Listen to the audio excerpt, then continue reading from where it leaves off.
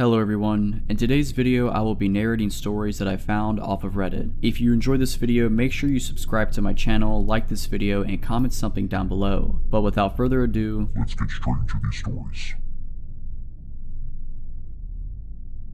A few years ago, I was working as a night shift nurse in a mid-sized hospital. It wasn't one of those massive medical centers, but it was big enough that you could go entire shifts without seeing some of your coworkers. One night, I was assigned to a floor that specialized in post-opus recovery. Most of the patients were stable, just resting until they were cleared to go home. It was usually a quiet shift, and I liked that. At around 2 a.m., I was making my rounds when I saw that a call light was on for room 409. It was odd because, as far as I knew, that room was empty. The patient who had been in there earlier was discharged before my shift started. I figured maybe one of the aides had forgotten to reset the system, so I walked over intending to turn it off. When I pushed the door open, I stopped. The bed was occupied. A woman lay there, covered up to her chest with a thin hospital blanket. Her eyes were open, staring straight at the ceiling. At first, I thought maybe I had been mistaken. Maybe a patient had been moved here without me realizing. They had been. I asked, stepping closer, "Do you need something?" She didn't respond. She didn't blink. Something about the air in the room felt wrong,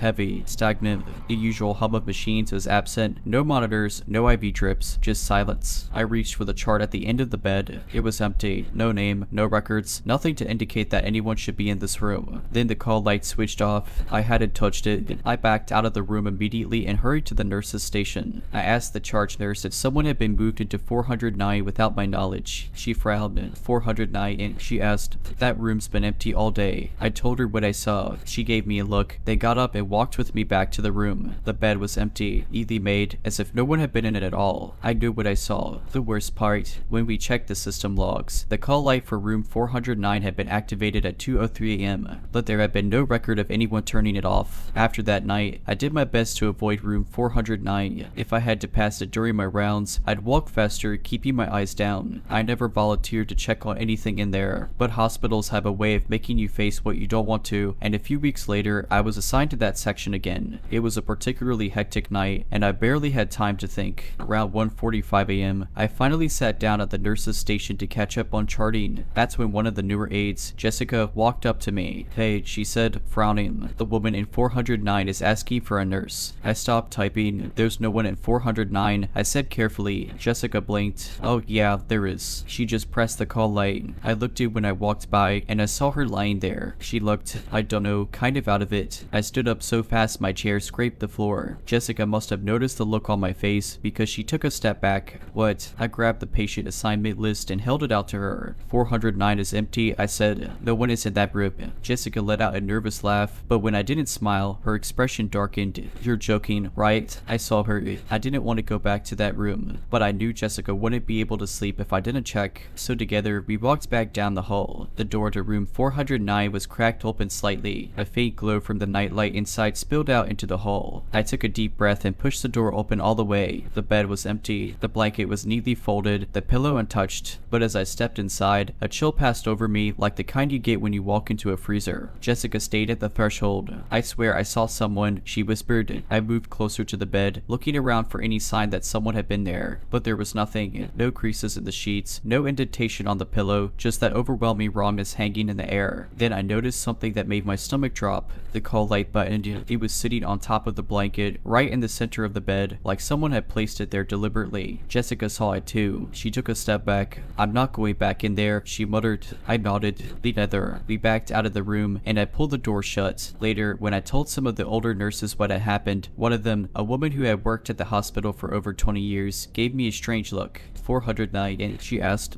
"That was Margaret's room." "Who's Margaret?" I asked. The nurse hesitated. Then she sighed. "She was a patient a long time ago. Older lady, had surgery, was supposed to recover fine, but one night, she just coded. No one knows why. It was unexpected. She was alone when it happened." I swallowed hard. "Sometimes, new staff see her," she continued, lowering her voice. "They think she's just another patient, until they realize she shouldn't be there. I never worked in that section again if I could help it, but every now and then, I'd hear whispers from new nurses talking about room 409, about the woman in the bed, the one who stares at the ceiling, and the call light that always turns turns off by itself. After that night, I made a point to avoid room 409 at all costs. If I had to work that wing, I'd trade tasks with another nurse, making excuses to keep my rounds away from that room. Most of the time, it worked, but a hospital never lets you outrun the things you don't want to see. One night, about 2 months later, I was put on a short-staffed shift. We were running thin, and I had more patients than usual to check on. I was already exhausted when, around 3:10 a.m., I heard a sound that made my stomach drop. A faint, rhythmic beep, the sound of a heart monitor. That might not seem strange, except room 409 had no equipment in it. I stood frozen outside the nurse's station, listening. The beeping was steady, slow, almost calming, if it weren't coming from an empty room. Jessica, the same maid who had seen the woman weeks ago, was on shift that night too. She walked by, noticed my expression, and followed my gaze. Then she heard it too. Is that... She trailed off. I nodded. Neither of us moved for a long moment. The beeping continued, unchanging, unwavering. Then, just as suddenly as it started, it stopped. Complete silence. Jessica exhaled sharply. Nope, I'm done. And before I could stop her, she walked straight past the room and down the hall, shaking her head. I didn't blame her, but for some reason, maybe exhaustion, maybe the deep, nagging feeling in my gut, I found myself moving toward the room. The door was slightly ajar, just like before. The light from the hallway barely illuminated the inside. I reached out, hesitant, and nudged the door open wider. The bed was empty. Of course, it was, but this time, something was different. The monitor was AI. It sat beside the bed, plugged in, the screen faintly glowing. But the moment I stepped inside, I felt it again, that unbearable heaviness. Like the air itself didn't want me there. I swallowed hard and took a step back, my fingers tightening around the doorframe. And then the call light turned on and I read. I didn't look back. I didn't check the system log. I just ran. I didn't tell anyone what happened that night, not even Jessica. But from that point on, I refused to work anywhere near room 409. I swapped shifts, traded assignments, did everything I could to stay away. A few weeks later, the hospital renovated that wing, moving the rooms around. The numbers changed. Room 409 no longer existed, but sometimes, late at night, when the halls are quiet and the patients are sleeping, I still hear it. The faint, rhythmic beep of a heart monitor, even when no machines are running. I used to spend a lot of time in the student union, mostly because it had comfortable chairs, free Wi-Fi, and an endless supply of overpriced coffee. The building had this sort of open floor design, with lounge areas scattered between food vendors and study spaces. It always felt busy but safe. There were always people around. Near the back, there was a chess table, not one of those portable sets, but an actual wooden table with the board built into the surface. The pieces were always there, and anyone could sit down and play. Most of the time, people ignored it, except for this one man. He wasn't a student, that much was obvious. He looked to be in his late 40s, maybe early 50s, always wearing the same dark green windbreaker, even when it was warm outside. He had these sunken eyes and a thin, twitchy frame, like he never quite settled into his own skin. He never spoke to anyone, just sat at the chess table every day, idly moving the pieces, sometimes playing against himself. I first noticed him my sophomore year. I passed by the table, and he'd always be there, staring at the board, never looking up. No one ever sat with him, and he didn't have a backpack, a laptop, or even a book. Just existed there, playing chess with himself. One day, I made the mistake of sitting too close. It was finals week, and all the usual seating areas were packed. The only open chair was at a small round table just a few feet from the chessboard. I hesitated, then sat down, pulling out my laptop. At first, he didn't react. He just kept playing his silent game. Then, I noticed something weird. He wasn't playing correctly. He'd move a piece, stare at it, then put it back, over and over. It was like he was waiting for someone to respond, but no one was there. That's when he spoke. "You play." His voice was hoarse, like he hadn't used it in a while. I looked up, unsure if he was talking to me. His eyes, dark and unblinking, were locked onto mine. I know the basics," I said. He smiled, but it wasn't right. Too wide, too many teeth. "Good," he whispered. "You should know the rules." Something about the way he said it made my stomach twist. I glanced around. The union was still crowded, full of students chatting, studying, scrolling on their phones. Normal life continued as if this man wasn't sitting a few feet away, grinning at me like he knew something I didn't. I forced a polite smile and looked back at my screen. I figured if I ignored him, he'd lose interest. Then, he started moving the pieces again, slowly, deliberately, except now, he was whispering, "Pawn to e4, knight to c6, bishop to b5. I didn't recognize the sequence, but something about the way he said it, soft and measured, like a chant, made my skin crawl. He wasn't talking to me. He was talking to something else. I shut my laptop. I should get going. That's when he did something I'll never forget. forget. He slammed his hand down on the board, scattering the pieces. Several of them clattered to the floor. The noise wasn't loud, but it felt deafening. No, he hissed. Not yet. I froze. He wasn't looking at me anymore. His gaze was fixed on the empty chair across from him. Something in me snapped. I grabbed my bag and practically ran. As I hurried toward the exit, I made the mistake of glancing back. He was still staring at the empty chair, and he was nodding. I avoided that part of the student union after that. If I had to go inside, I'd take the long way around, just to make sure I never passed that chess table. A few weeks later, I noticed something strange. The chess set was gone. The table was still there, but the pieces had vanished. I asked one of the employees at the coffee shop nearby if they had moved it. His face went pale. There was never a chess set there. I didn't argue. I just nodded and walked away, my heart hammering. I never saw the man again, and I hope I never do. A year passed, and I had almost convinced myself that the whole thing had been some kind of bizarre hallucination. Stress, lack of sleep, too much caffeine. Maybe my brain had just filled in the blanks of something completely mundane. Then, one night, I found something. It was late, maybe 11 p.m., and I was pulling an all-nighter in the library. Finals were creeping up again, and I had made the brilliant decision to procrastinate until the last possible moment. The library was nearly empty. The only sounds the occasional cough were the quiet tapping of keys from students just as desperate as I was. I was on the 3rd floor, tucked away in one of the study cubicles. The overhead lights buzzed softly, casting a dim glow over the long rows of bookshelves. It was peaceful in a lonely kind of way. I stretched, rubbing my eyes, and decided to take a short break. Standing up, I wandered toward the shelves, running my fingers absent-mindedly along the spines of books. That's when I saw it. Tucked between two thick reference books was a single chess piece. A black knight. I stared at it, my brain struggling to catch up. It wasn't like someone had just left a chess piece lying around. This one was wedged carefully between the books, as if placed there deliberately. Slowly, I reached out and picked it up.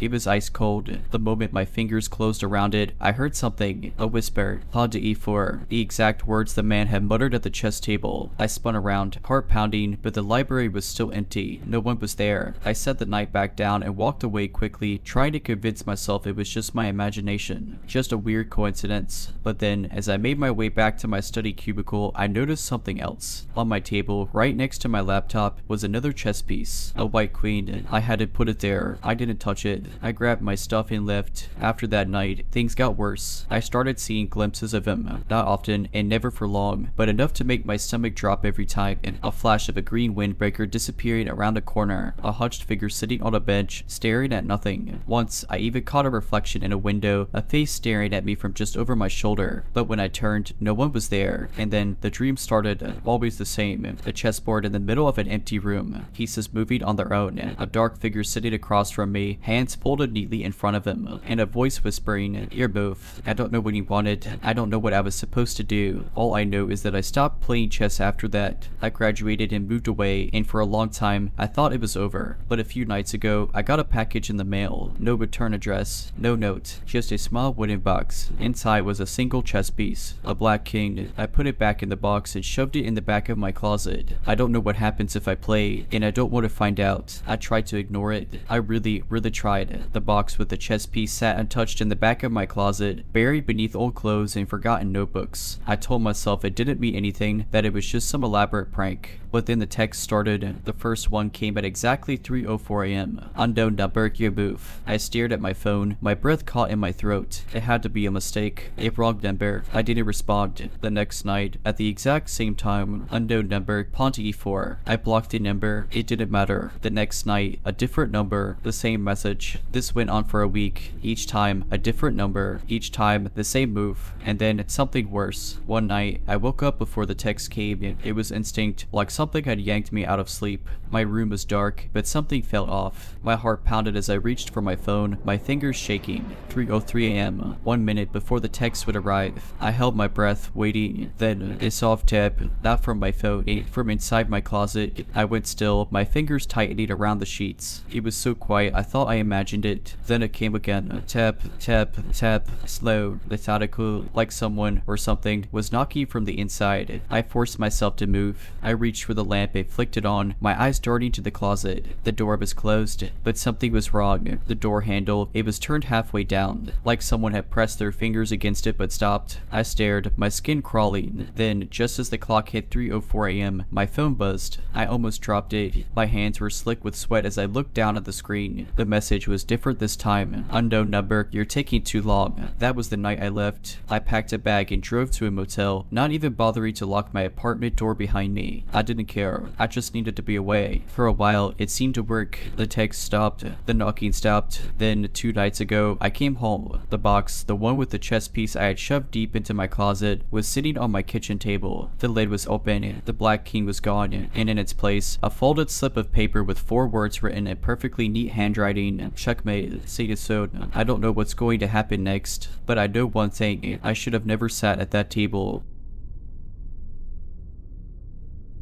I was a nursing student at the time, completing my clinical rotations at a mid-sized hospital. It wasn't a prestigious medical center or anything, just a regular hospital with the usual influx of patients, mostly elderly or recovering from surgeries. One night, I was assigned to the night shift for the first time. I wasn't alone, there were 2 other students with me, and of course, the supervising nurses. But the hospital at night had a completely different feel. The bright, bustling energy of the day shift faded into something much quieter, but also, there at around 2 a.m., one of the nurses asked me to check on a patient in room 309. The patient, an older man, had undergone surgery earlier that day and needed his vitals checked. I grabbed the chart and made my way down the dimly lit hallway. When I reached the door, I hesitated. The room felt unusually cold, even from the outside. I knocked softly before stepping in. The room was dark, with only the faint glow of the monitors casting shadows across the walls. The bed was positioned near the window, and at first, I thought the patient was asleep. But something felt off. His breathing was shallow. His chest barely moved. I glanced at the monitors. His heart rate was low, dangerously low. I turned to leave and get the nurse, but as I did, the man in the bed sat up.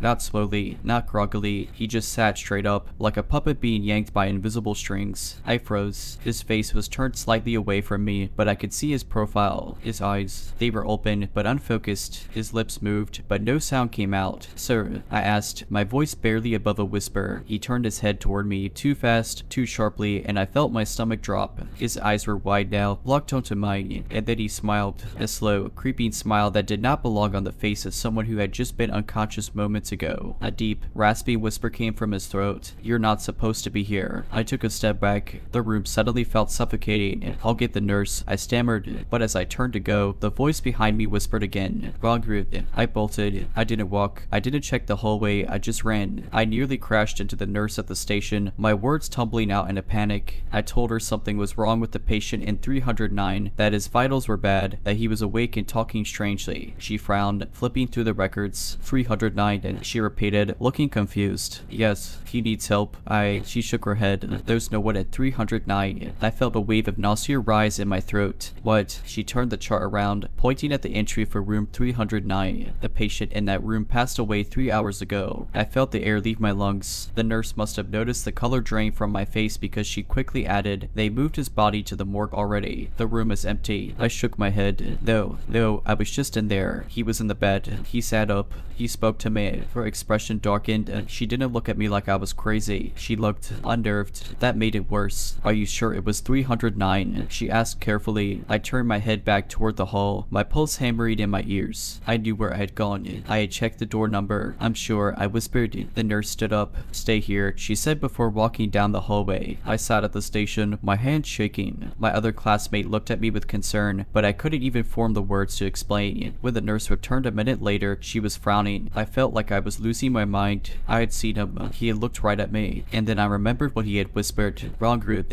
I left my clinical shift early that night. No one made a big deal about it. Maybe they saw the look on my face and figured I wasn't in a state to keep working. But I didn't sleep when I got home. I just kept replaying that moment over and over. I tried to rationalize it. Maybe I had been sleep deprived. Maybe the stress of night shifts had gotten to me. Maybe I had just imagined it. But here's the thing. A few days later, I overheard 2 nurses talking near the break room. "Yeah, 309. It's always 309. One of them muttered. My stomach clenched. I pretended to be looking at my phone, but I listened. The last one saw something too. The other nurse whispered they had to send her home. She wouldn't stop crying. Did she say what she saw? A pause. Then, quietly, he sat up. He smiled at her. I left that hospital at the end of my clinical rotations and never went back. I wish I could say that was the end of it, that I left the hospital, finished my rotations, and never thought about room 309 again. But strange things don't always let you go just because you walk away. After that night, I tried to convince myself it was just a hallucination from exhaustion, that my brain had filled in details where there were none. But deep down, I knew better, and it wasn't until I started my residency at a completely different hospital in a completely different city that I realized I hadn't really escaped. It started small. During my first week, I was assigned to the step-down unit, the floor where patients went when they no longer needed intensive care, but still required monitoring. One night, I was doing rounds when I glanced at the room list. My stomach turned to ice. Room 309. I told myself it was just a coincidence. Every hospital had a 309. It wasn't the same hospital. It wasn't the same room. Still, when I approached the door, I hesitated. A deep unease settled in my chest. The patient inside, a woman recovering from pneumonia, was fast asleep, her breathing steady, the soft beep of the monitors normal. Nothing was wrong.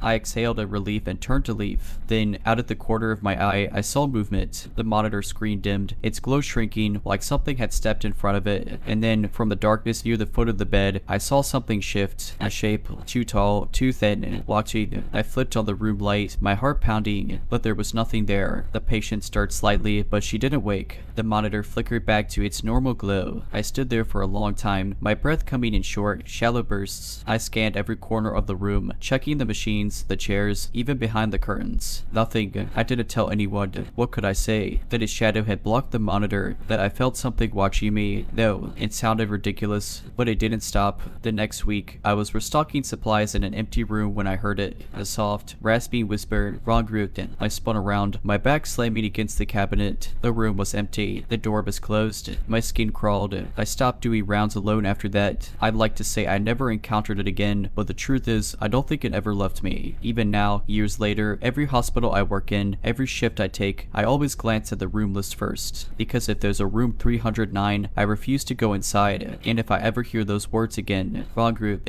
I know better than to look.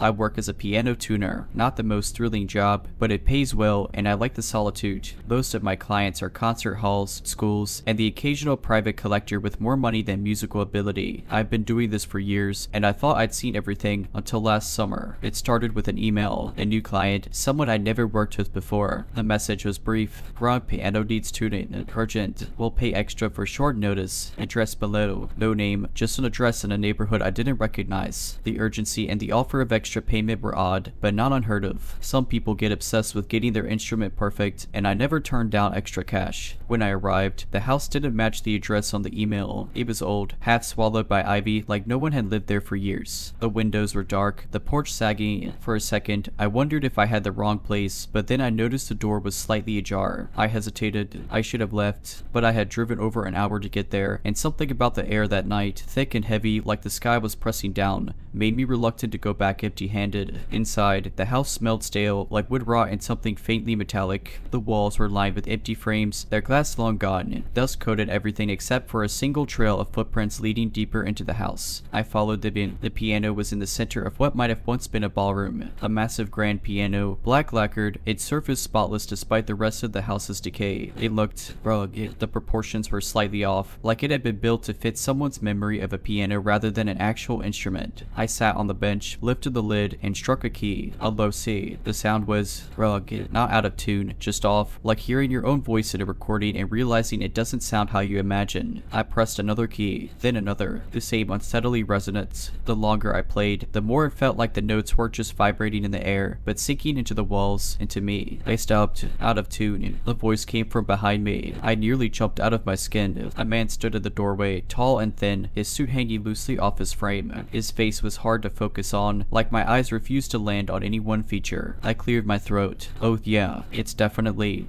He nodded, stepping into the room. His shoes left no prints in the dust. "You can fix it." I swallowed. My instincts screamed at me to leave, but my hands acted on autopilot, reaching into my bag for my tools. I plucked at one of the strings, listening. It wasn't just out of tune, it was wrong. The wire was vibrating in a way I'd never seen before, like it was alive. I hesitated. "Where did you get this piano?" The man's head tilted slightly slightly. It's always been here. A cold shiver ran down my spine. Who else plays it? He smiled. It plays itself. I stood up, knocking over my stool. I think I should go. He didn't stop me. He just stood there, watching as I backed out of the room. As soon as I stepped outside, the air felt lighter. The pressure in my chest eased. I practically ran to my car. When I turned back, the house, it wasn't there. Just an empty lot, overgrown with weeds. I don't take last-minute tuning jobs anymore, and I don't play pianos unless I can hear them first. I don't know how long I sat in my car, staring at that empty lot. My mind scrambled for explanations. Maybe I'd written the address wrong. Maybe I was overtired, hallucinating, but I felt that house. The dust under my shoes, the weight of the keys under my fingers, the wrongness of the sound. I started my car and drove fast the whole way home. I kept glancing at my rearview mirror, expecting to see the man in the loose suit standing in the middle of the road, but there was nothing, just the hum of my tires on pavement and the sick feeling growing in my stomach. When I got home, I did something I never do. I turned my phone off and locked every door in my apartment. I almost convinced myself I imagined it. Maybe the stress of work had finally gotten to me. Maybe it was a prank. But then, 2 nights later, I got another email. Same address, no subject, no body, just an attachment, a single audio file. I stared at it for a long time, my pulse pounding. I knew I shouldn't open it. I knew, deep down, that whatever was in that file wasn't meant to be heard. But I clicked it anyway. At first, it was nothing, just the soft ambient noise of an empty room. Then, faintly, I heard the sound of a piano. 3 notes, low, dissonant, rug, the same notes I had played in that house. The sound was warbled, distorted, like it was being played underwater, and under the notes, so faint I almost missed it, was breathing. Not normal breathing, not steady inhales and exhales. It was ragged, like someone gasping through a mouthful of dirt. I slammed my laptop shut, my hands shaking. I don't know how long I sat there, staring at the screen, listening to my own breathing, trying to convince myself it was a joke, that someone had followed me, recorded me, altered the sound. But I knew better. That wasn't my recording. That wasn't my breathing. I didn't sleep at night. I lay in bed, every shadow stretching too far across my ceiling, every creak of my apartment settling, sending a fresh bolt of adrenaline through my system. At some point, I must have dozed off because I woke up to a sound, a single piano note. From my living room, I froze, my body stiff with fear. My own piano, a small upright I'd had since college, sat against the far wall, untouched. I hadn't played it in weeks. I sat up slowly, my ears straining. Another note, soft, hesitant, like fingers testing the keys. I don't remember grabbing the baseball bat from under my bed, but I must have, because when I stepped into my dark living room, my knuckles were white around the handle. The piano was open. I never leave it open. My breath came fast and shallow. I reached out with the bat, nudging the lid closed with a soft click. Silence. Then, right next to my ear, a whisper, out of tune. I spun, swinging wildly. Nothing, just my empty apartment, my own pulse roaring in my ears. I don't remember sleeping after that. The next morning, I drove. I didn't know where I was going, but I had to get away. My hands ached from gripping the wheels so tightly. My head throbbed with exhaustion. I found myself back at the empty lot. I don't know why I stopped. Maybe I needed to see it in daylight, prove to myself that there was nothing there. But as I stepped out of my car, the air around me grew thick, like the atmosphere before a storm, charged and waiting. And then I heard it, soft, almost imperceptible, the sound of a piano, coming from nowhere. I read, I haven't played a piano since. I sold mine the next day. I turned down every tuning job. I started working at a hardware store instead. It doesn't pay as well, but at least the hammers don't play themselves. Sometimes, though, in the dead of night, I still hear it. 3 notes, low, dissonant, rug. The piano hasn't forgotten me. I moved across the country 3 months later. I didn't tell anyone where I was going. I changed my phone number, deleted my old email, even paid cash for a new apartment. For a while, it worked. I built a life that had nothing to do with music. No piano, no tuning forks, no sheet music tucked into the corners of my room. I worked with my hands, fixing shelves, cutting lumber. The steady, predictable rhythm of hammers and saws was comforting. The nightmares never completely went away, but they faded. The whispers softened. Until last week. It was late when I got home from work, just past 11. A long day, too much lifting, too much thinking. I was bone tired. I almost didn't notice the package at my door. It was small, wrapped in plain brown paper, no return address. At first, I thought it was a mistake, maybe the wrong apartment, but then I saw my name written imprecise, even letters. My full name.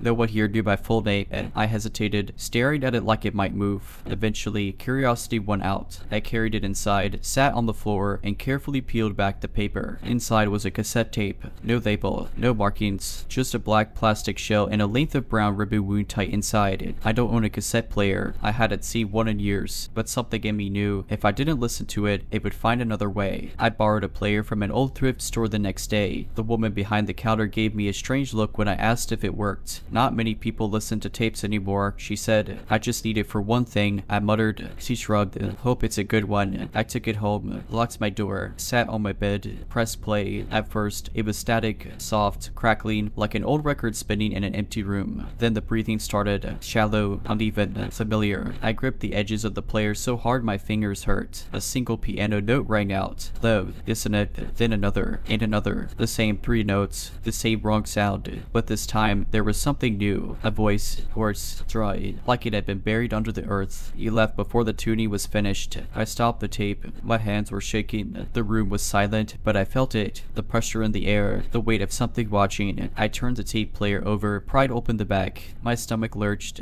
There was no tape inside. The ribbon was empty. I didn't sleep that night. I sat in the corner of my room, every light on, clutching the cassette like it was a loaded gun. By dawn, I knew what I had to do. The piano wasn't going to stop. The notes weren't going to stop. Not until I finished the tuning. So now I'm here, back in the old city, back at the empty lot. The sky is overcast, and the wind has that same thick, electric charge. I step forward, my boots crunching against dry leaves. The air humps, and then, just for a second, I sit at the house. Oh, dark, waiting. The front door is slightly open, and inside, the piano is playing itself. Soft, beckoning, 3 notes, low, dissonant, wrong. I take a breath, step inside, and close the door behind me.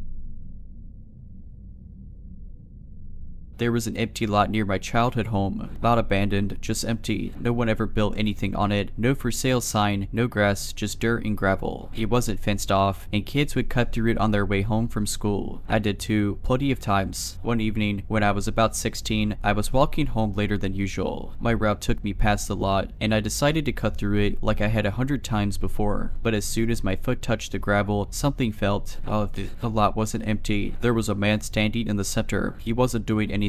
Just standing perfectly still. His back was to me, hands in his pockets, looking at nothing. He wasn't there when I approached. I was sure of it, but now he was. I told myself he must have come from the other side, maybe cutting through like I was. But something about him made my skin crawl. He was wearing a long coat, even though it was warm out, and his posture was too rigid, too unnatural. I decided to just keep walking like I hadn't noticed him. I took one step. He turned his head, not his body, just his head, unnaturally far, like he had no bones in his neck. I froze. His face was wrong. I don't know how else to explain it. It was like looking at someone who had learned to smile by reading about it, but had never actually seen one. His mouth was too wide, his teeth too many, his eyes too focused. I turned and walked away as fast as I could without running. My whole body screamed at me to move, but I didn't want to let him know I was scared. I kept my pace steady. Then I heard it. Gravel shifting, footsteps. I forced myself to keep going. My house wasn't far. I could make it. Just a few more blocks. The sound of footsteps behind me stopped, but I didn't dare look back. I reached my front porch, unlocked the door, and shut it behind me. My hands were shaking. I flicked on the porch light and peered through the peephole. The empty lot was empty again. I didn't take that shortcut ever again, and I never saw the man again. But sometimes, when I pass by that lot, I feel like something is watching. A few years passed, and I had almost convinced myself that it had been my imagination, a trick of the evening light, a tired brain conjuring something that wasn't there. Almost. Then, last summer, I came back to visit my parents. The town hadn't changed much, but something about it felt different, like it had been holding its breath. One night, I was driving home after meeting an old friend. My route didn't take me past the lot anymore, but I had to pass close to it. As I approached the intersection near it, my headlights swept over the lot's edge, and I saw something standing there. Not a man, not exactly. A shape, tall and still, just like before. But this time, it was facing me. I couldn't see the details, just a silhouette, something standing too perfectly still, watching. The memory of that smile, that wrongness, hit me like a punch to the gut. My hands clutched the wheel. I didn't stop. I told myself it was nothing, just some random person, a shadow, a trick of the dark.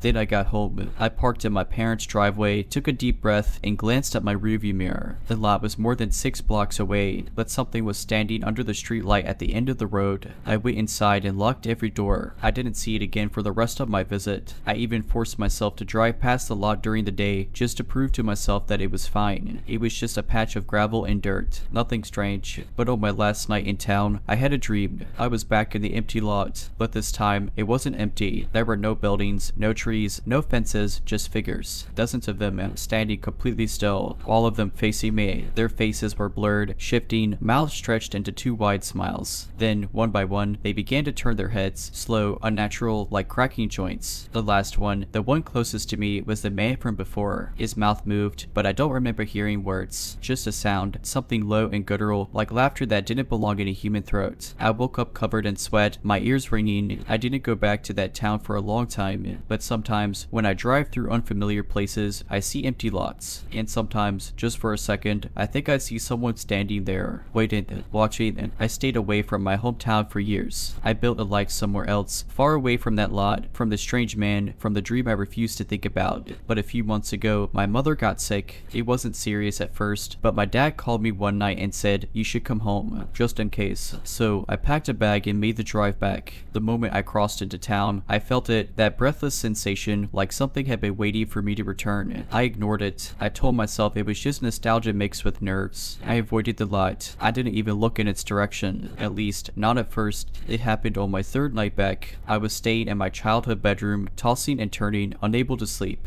The house was quiet, except for the occasional creak of the pipes. Then I heard it, a soft knock on my window. My stomach dropped. I froze, my body refusing to move. My bedroom was on the second floor. Another knock, deliberate, leisured. I forced myself to turn my head to look. There was nothing there, just the dark glass, reflecting my own pale face back at me. I didn't sleep that night. The next morning, I went downstairs and found my dad in the kitchen. "You alright?" he asked. I hesitated. "Yeah, just couldn't sleep." He gave me a knowing look, like he wanted to say something but wasn't sure if he should. I let it go. Later that day, I had to run to the pharmacy for my mom. I took the long way, intentionally avoiding the lot. But on my way back, at the last second, my hands seemed to move on their own, turning the wheel down the street I had sworn not to take. I told myself I was just looking, just checking. It was still empty, just dirt and gravel. No bed, no figures, nothing. But there were footprints in the dust, not just one set, dozens, and all of them led out of the lot. I hit the gas and didn't look back. That night, after my parents went to bed, my dad knocked on my door. "You got a minute?" he asked, stepping inside before I could answer. He sat on the edge of my bed, rubbing a hand over his face like he was trying to decide how to start. Then, after a long silence, he said, "I saw him too." I felt the blood drain from my face. "When?" I whispered. My dad exhaled. "Years ago, when we first moved here. I was out late, walking the dog, cut through the lot like everyone else did back then, and I saw him, same as you." I gripped my blanket, my knuckles white. He was just standing there. My dad continued. "Didn't move, didn't speak, but I swear to God, I felt him watching me even though he never turned around." I swallowed hard. "What did you do?" "I left," he said simply, "and I never walked through there again." A long silence stretched between us. Then my dad said something that made my skin crawl. "You said he turned his head, right? When you saw him?" And I nodded. My dad looked down at his hands. "He never did that when I saw him."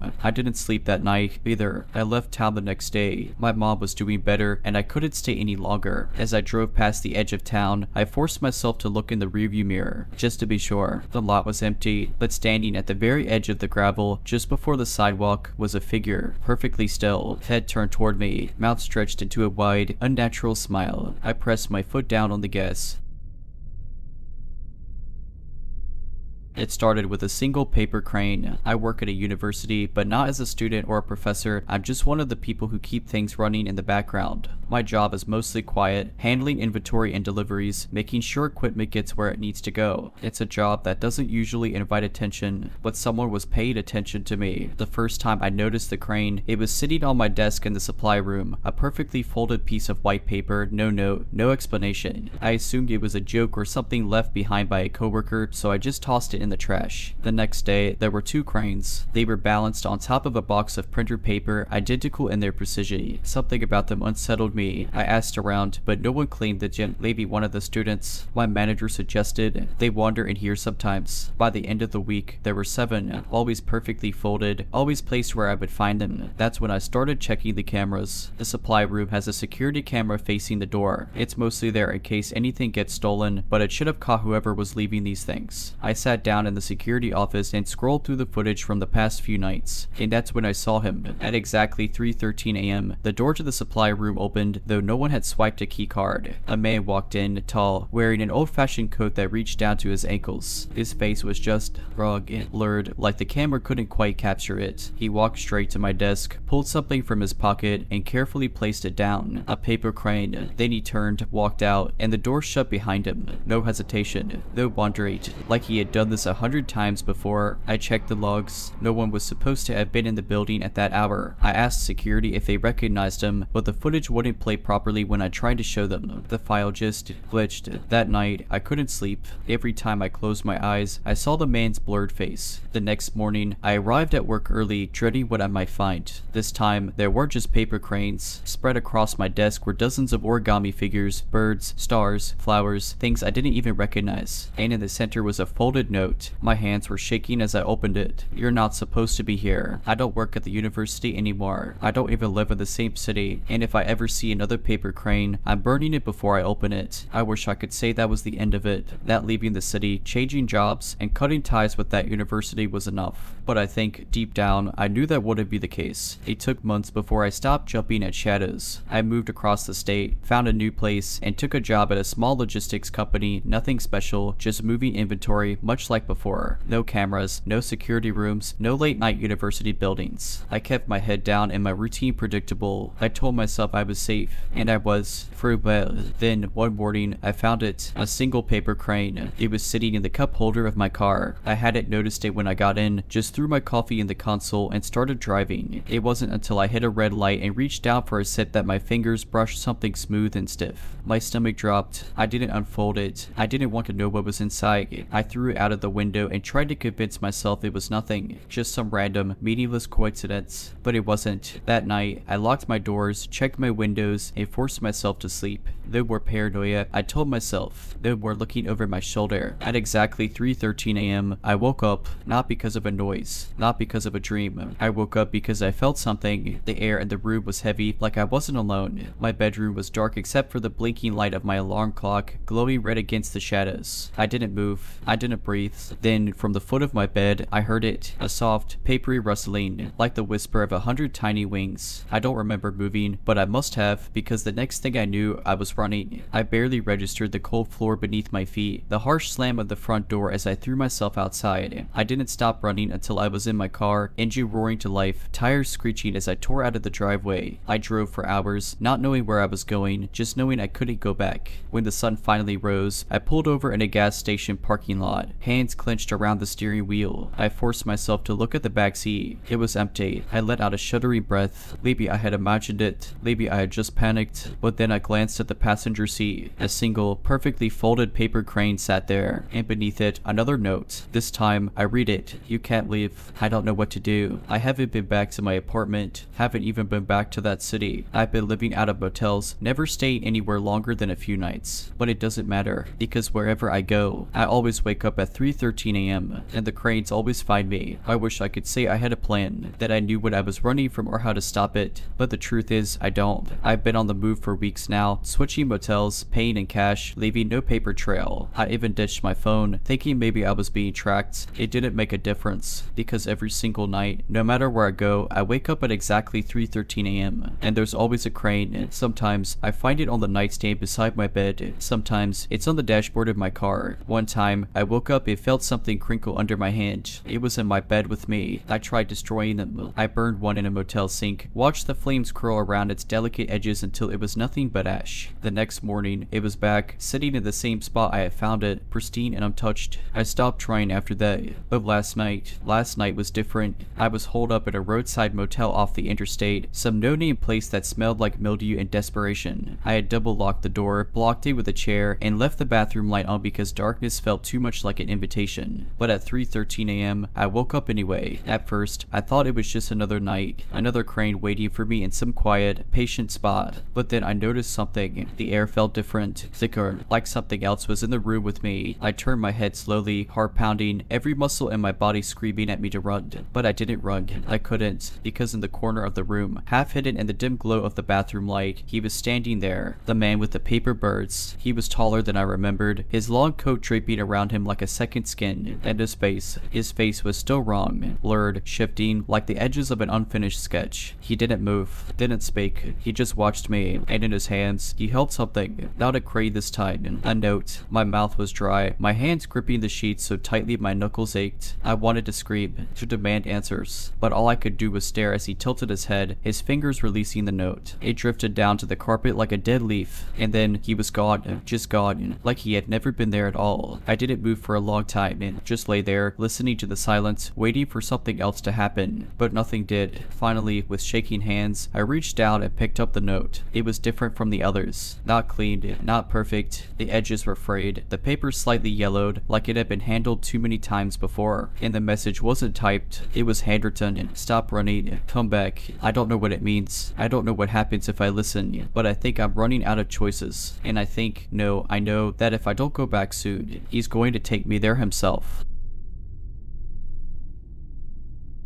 This happened a few years ago when I was working at a large convention center. I was just a part-time staffer, mostly handling attendee check-ins, lost badges, and general guest services. The place was massive, long, echoing halls, labyrinthine service corridors, and a general sense of being too big for the number of people actually working there. Most nights, by the time my shift ended, the main halls would be empty. The janitorial staff worked late, but they mostly stuck to the exhibition floors and food courts. My last task before heading out was always checking the lost and found desk located in a glass-walled room near the main entrance. People lost things constantly, keys, wallets, entire bags sometimes. It was my job to log them in before security took over for the night. One evening, after a particularly chaotic event, I stayed late to sort through a pile of lost items. I was alone in the glass room, scanning ID cards and cataloging forgotten scarves when I noticed movement outside. A man was standing just beyond the entrance to the lost and found area, staring in at me. At first, I assumed he was a latecomer looking for something he'd lost, so I gave him the standard polite nod. He didn't move. He didn't even blink. He just stood there. Something about him unsettled me immediately. He wasn't disheveled or obviously dangerous, but there was an uncanny stillness to him, like he wasn't quite sure how to imitate human behavior. He was tall, wearing a neatly pressed gray coat, and his hands were clasped in front of him. His eyes were just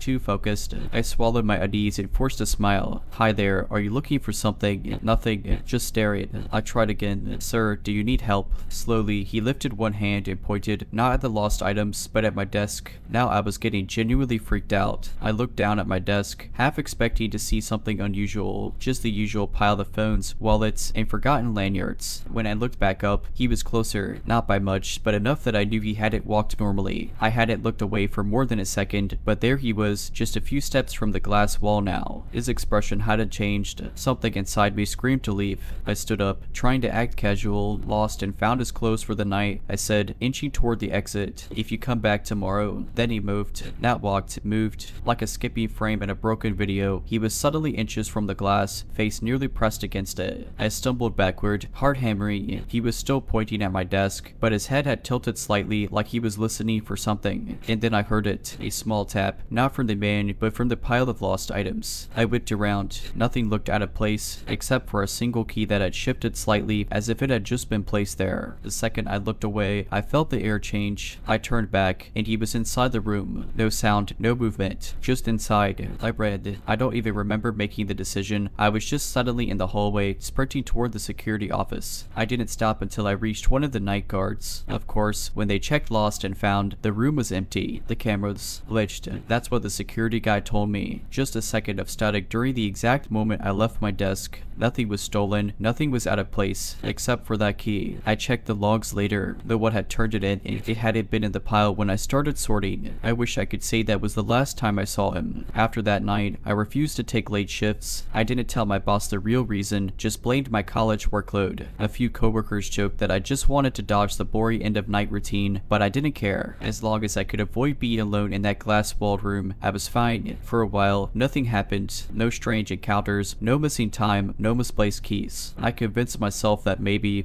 I had just been tired, stressed, imagining imagining things. But then, the security guard who checked the cameras that night, he quit. No warning, no 2-week notice. Just stopped showing up. I only found out because another employee mentioned it in passing. Yeah, he called out sick for a week, and then his supervisor said he wasn't coming back. Real weird. I wanted to ask more, but I was afraid of sounding paranoid. Then one day, while I was working a mid-afternoon shift, I found something strange. It was an envelope. No name, no postage, just sitting under my keyboard like someone had carefully slid it there. Inside was a photograph. It showed the lost and found room, the same glass walls, the same cluttered desk, but something was off. I looked closer, my stomach dropping. It was a picture of me, sitting at the desk, sorting through lost items. I had never seen this photo before, never posed for it, but there I was, in the exact same chair, wearing the exact same sweater I had worn on the night of the man in the gray coat. The timestamp in the bottom corner, it was from 2 nights ago. I hadn't worked that shift. I hadn't been in the lost and found room 2 nights ago. I flipped the photo over with shaking hands. Written in neat, looping handwriting were 4 words. You forgot the key. I slammed the envelope shut, shoved it deep into my bag, and forced myself to act normal for the rest of my shift. That night, when I got home, I checked my backpack where I had stuffed the photo. It was gone. I tore my room apart. I emptied my bag, my pockets, my jacket. Nothing. The envelope had vanished. But the next day, when I arrived at work, the key was back. It sat neatly on my desk and lost and found, as if it had never left. No one knew where it had come from. No one had locked it in. And when I touched it, for just a second, I thought I saw a reflection in the glass wall. A tall man in a gray coat. I should have quit right then and there. I told myself I would. That night, after seeing the key back on my desk, I swore I'd walk out, block the number of my supervisor, and never step foot in that convention center again. But I didn't. Something about the key, it was like it had anchored me there. Like the moment I touched it, something deep inside whispered, "You're not done yet." I should have ignored it, but I didn't. Instead, I did something incredibly stupid. I took the key home. The key wasn't anything special to look at. It was small, brass, oiled, no brand, no engraving, just a single worn tooth like it had been used 1,000 times before. But the moment it sat in my pocket, I felt heavier, like I had agreed to something I didn't understand. Still, I convinced myself I was being ridiculous. I tossed it onto my nightstand and tried to sleep. At exactly 3:12 a.m., I woke up, not in a slow, groggy way. No, I was suddenly, sharply aware, heart racing, skin crawling, like something had just shifted in the air around me. The key was gone. My breath caught. I had left it right there before falling asleep. Then I heard it, a soft tap from inside my closet. I didn't move. Another tap. Then, slowly, the sound of breathing. Not my own, shallow, deliberate, just beyond the door. I lay there, frozen, staring at my closet. My bedroom was small. There was no way someone could be in there without me noticing. But the breathing continued, slow and rhythmic, like whoever or whatever it was knew I was awake. I don't know how long I stayed like that, barely breathing, barely thinking. But then, click, the sound of a key turning in a lock. Not from my front door, not from my window, from inside my closet. And then silence. No breathing, no movement. Just the hollow, waiting silence of something that wasn't finished yet. I didn't sleep the rest of the night. I should have gotten rid of it, should have thrown it into a sewer, burned it, buried it. But I didn't, because when I finally gathered the nerve to check my closet the next morning, the key was sitting neatly on the floor, like it had returned itself, like it was waiting. And worse, there were footprints, faint, dusty imprints on my floorboards, leading from my closet to my bed. Standing there, heart hammering in my chest, I made a decision. I had to go back to the lost and found desk. I had to return the key. That evening, I walked back into the convention center for what I told myself would be the last time. The building was mostly empty, just a few janitors finishing up. I told the front desk I'd left something in the lost and found room, then made my way there, my pulse steady but my skin crawly. The glass-walled room looked the same, but as soon as I stepped inside, I felt it. The air was thick, heavy, charged. I walked to my desk, placed the key down carefully, and whispered, "I'm done." And for a moment, nothing happened. Then, a soft tap from behind me. I turned slowly. He was there, the man in the gray coat, standing just outside the glass wall, hands clasped, watching. But this time, something was different. He wasn't pointing at my desk. He was pointing at the chair, at the exact seat where I always sat. The realization hit me like ice in my veins. He wasn't just watching, he was waiting for me to sit, for me to take my place, for me to become the next one. I didn't think, didn't breathe. I ran, didn't stop until I was outside in the freezing night air, gasping, heart in my throat. I didn't look back. I never stepped inside that convention center again. It's been months. I moved to another city, started a new job. I've done everything I could to put that night behind me. But last week, I got a package package in the mail, no return address. Inside was a single item, a cut, and a small note written in neat, looping handwriting. You left something behind. I work as a substitute teacher, which means I spend most of my days floating between schools, filling in for absent staff. It's a job that's easy enough, mostly just keeping kids in line and making sure they don't set anything on fire. A few weeks ago, I was assigned to a small middle school in a quiet town. I had never been there before, but everything seemed normal. Long hallways, outdated motivational posters, that faint smell of industrial cleaner and preteen body spray. It was just another gig. The day was uneventful until the last period. That's when the lockdown drill started. Now, I've been through plenty of these. Everyone gets up, moves to the designated safe spot, lights off, doors locked, simple. But this one was different. The announcement came over the intercom, but something was off about the voice. It was distorted, like someone was speaking too close to the microphone. It didn't sound like the principal. Lockdown, this is not a drill. My stomach dropped. The students immediately got quiet, their usual giggles and groans disappearing as they hurried to the corner of the classroom, away from the door. I followed protocol, locking the door and switching off the lights. The room was silent except for the sound of a girl quietly crying. Then we waited. Lockdowns usually end with another announcement from the principal or a knock from security. But after 10 minutes, there was nothing. 15 minutes, 20. One of the kids, a boy near the back, whispered, "Shouldn't we be getting an all clear?" He was right. This was taking too long. Then I heard it. Footsteps, slow, deliberate, moving down the hall. Someone was out there. I pressed my ear against the door, barely breathing. Whoever it was wasn't in a hurry. They were just walking, pacing, occasionally stopping, and then a knock, soft and almost polite. I felt the students tense behind me. Another knock. Then the handle turned. I had locked it, but my heart pounded as I watched it jiggle. Someone was testing the door. A long silence followed, and then the whispering started. I couldn't make out words. It was faint, like someone muttering just below their breath, but it wasn't coming from one person. It was coming from multiple. I turned, mouthing "stay quiet" to the kids, who were huddled together in the dark. The whispering grew, overlapping voices murmuring from outside the door, the hall, maybe even other classrooms. Then the intercom crackled again. The same distorted voice. Lockdown lifted. You may exit your classrooms. No way. Something was very wrong. I didn't move. The kids didn't move. More footsteps. More whispers. Then I heard a door down the hall opened. Someone had believed the announcement. A shuffle. A gasp. Then silence. No screams. No running. Just nothing. I stayed in that classroom for over an hour, ignoring the next 3 announcements telling us the lockdown was over. Eventually, the real principal's voice came through. This time, it sounded real. When I finally opened the door, the hallway was empty, but something had changed. The school felt wrong, too quiet, too still. Later, I found out that another teacher had opened their door too soon. They never found him. There was no intruder, no reports, no explanation. I never went back to that school. I wish I could tell you that was the end of it, that I left the school, shook it off as an overactive imagination, and moved on. But I didn't, because whatever happened in that school, whatever thing was outside my door that day, didn't stay there. A few weeks later, I was at another school, a different district altogether. It was a high school this time, bigger, noisier. I had almost convinced myself that what happened before was just a bizarre, unexplainable fluke, until it happened again. The day had been normal, students half listening, phones hidden under desks, the usual. Then, right before the final bell, the intercom crackled to light. Lockdown, this is not a drill. My body went cold. The same voice, that warped, too close to the mic voice. I scanned the students' faces. Most of them looked bored, some confused. None of them knew. None of them had heard it before. But I had. I forced myself to move, locking the door, turning off the lights. The students, though reluctant, followed instructions, but my hands were shaking. I didn't know if it was fear or adrenaline. Minutes passed. No sirens. No security knocking on doors. Then came the footsteps. They were faster this time, not the slow, deliberate pacing from before. More urgent, more erratic. Thump, thump, thump.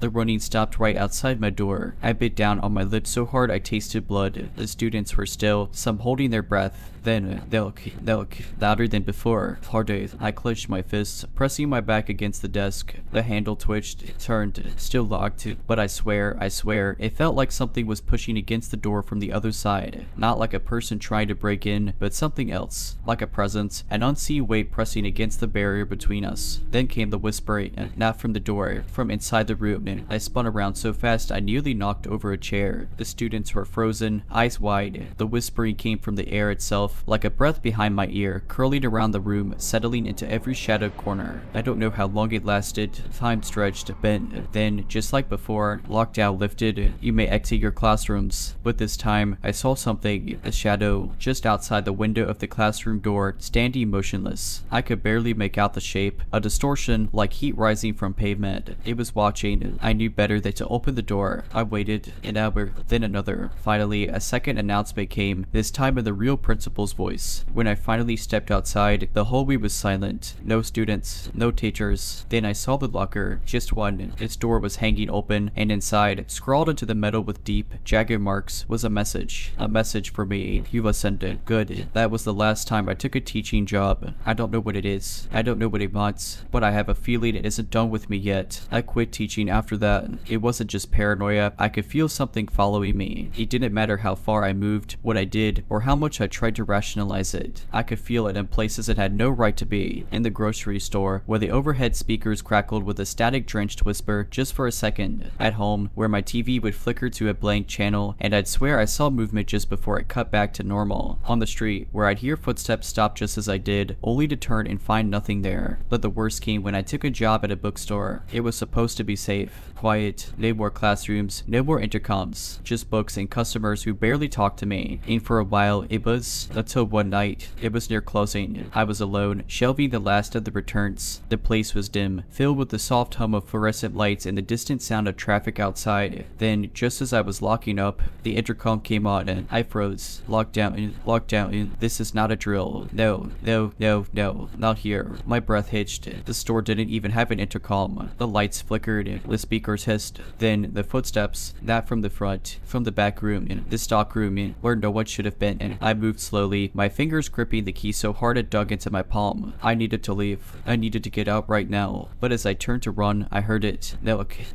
From inside the stock room, the door was slightly ajar, and the whispering, it filled the air, curling around me like unseen fingers. My vision blurred, my body locking up with an instinct I didn't understand, like prey caught in a trap. I turned my head. There, beyond the crack in the stockroom door, the shadow, twisted, rug. It didn't move. It didn't breathe, but I knew it was looking at me. And then, clear as day, as if someone was whispering directly into my ear. You ascended. Good. I read. I don't remember getting home. I don't remember locking my doors, pulling my curtains shut, or turning every single light on. I just remember sitting on the floor of my apartment, shaking as my phone buzzed with a notification. An email from an address I didn't recognize. No subject, no body, just an attachment, an audio file. I shouldn't have played it, but I did. The recording was short, only a few seconds long. A burst of static, a distant, distorted voice. And then, look. I threw my phone across the room. I haven't gone back to work. I barely leave my apartment, but sometimes, late at night, when everything is still, my speakers crackle.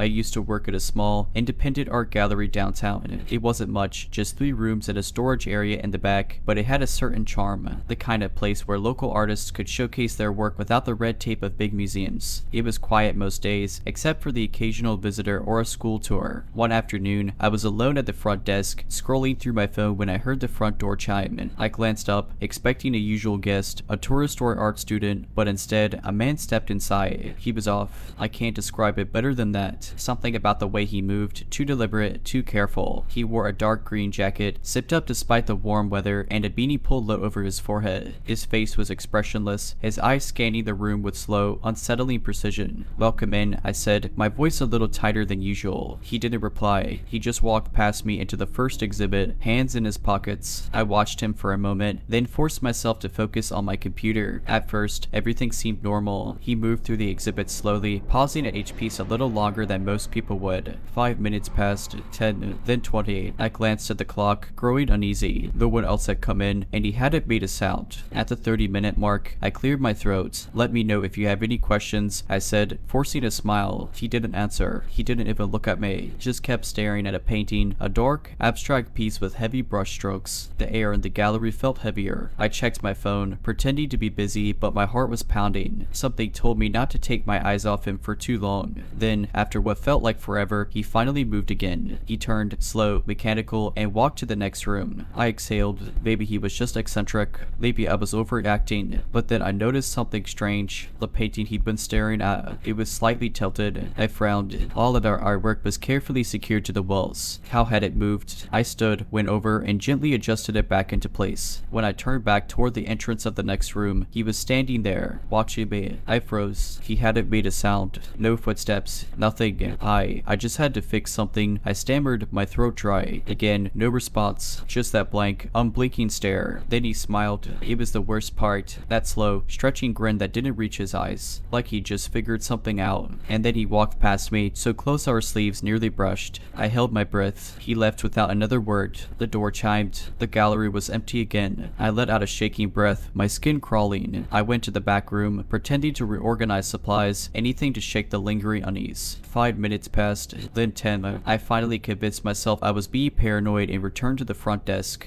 And that's when I saw it. The same painting, the one he had been staring at, was tilted again. I had been alone the whole time. No one else had come in, but the painting had moved. And in the reflection of the gallery's front window, just before I locked up for the night, I saw something that made my stomach drop. The man was across the street, watching and waiting like he'd never left. I don't know how long he stood there, watching me from across the street. I refused to look for too long, afraid that if I acknowledged him, it would somehow make it worse. Instead, I forced my shaking hands to finish locking up the gallery. The moment the deadbolt clicked, I turned off the lights and hurried to the back exit. I didn't want to walk out the front door, didn't want to risk passing him on the sidewalk. My car was parked a block away, and I told myself if I just got there fast enough, I could forget all about this. But when I stepped into the alley behind the gallery, I knew something was wrong. It was too quiet. The city wasn't exactly bustling at this hour, but there were always some noises, distant car horns, chatter from a bar down the street. But now, it felt like the entire block had gone silent. I swallowed hard and started walking. I was halfway to my car when I heard the footsteps. Soft and deliberate, not rushing, not running, just follow me, and I didn't dare look back. I fumbled at my purse for my keys, my fingers numb with panic. The footsteps kept pace with me, matching every step I took. I reached my car and yanked the door open, throwing myself inside. For a second, I sat there, hands gripping the wheel so tightly my knuckles turned white. I glanced up at the rearview mirror. Nothing. The alley was empty. I exhaled shakily and locked the doors, just in case. Maybe I was imagining things. Maybe I'd scared myself so much that my mind was playing tricks on me. I started the engine and peeled out of the alley, not stopping until I was miles away from the gallery. That night, I barely slept. Every shadow outside my window made my skin crawl. Every creak in my apartment sent my heart into my throat. But eventually, exhaustion won, and I drifted into a restless sleep.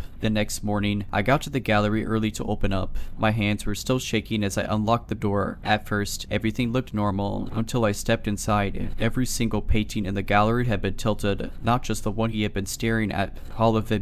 I stood frozen in the doorway, my breath coming in sharp gasps. The air was thick, heavy, like someone had just been there. The security system hadn't gone off. The doors were locked when I arrived. No alarms, no broken windows. But someone had been inside, and then I saw it. A single handprint, smudged against the glass of the front door, pressed low, near the bottom, like someone had crouched there, watching, waiting. I left. I called my boss and told her I quit. I never went back to that gallery again. I don't know who he was. I don't know what he wanted, but I do know one thing. He was never going to leave. I moved on, or at least, I tried to. After quitting the gallery, I got a new job at a design firm across town. It was a welcome change. Bright offices, co-workers, constant noise. No eerie silence. No strange visitors. No tilted paintings. For a while, things were normal again, until they weren't. That prickling sensation on the back of my neck, like I was being watched. It would hit me at random moments, walking to my car after work, standing in line at a coffee shop, sitting in my apartment late at night. At first, I told myself it was just paranoia. I had spent so much time looking over my shoulder after the gallery incident that I was imagining things. But then, I started seeing him again, not up close, not at my door, just there, at the far end of a grocery aisle, standing at the opposite platform of the subway, unmoving as trains screamed past. A dark figure lingering across the street when I left work, always half-shadowed, always just out of reach. The worst part, he never tried to approach me. He didn't need to, because no matter where I went, no matter how much I told myself it wasn't possible, he always found me. Not texts, not calls, just little things. One morning, I found a folded napkin on my desk at work. I almost threw it away without looking, but something made me pause. There was something written on it in shaky, scrawling ink. "Did you miss me?" I stared at it for a long time. My coworkers bustled around me, chatting, laughing, unaware that my entire world had just caved in. I looked around, searching for anyone watching. No one was, or at least, no one I could see. I threw the napkin away, convincing myself it was a prank. But deep down, I knew better. Not in a gallery, not at work,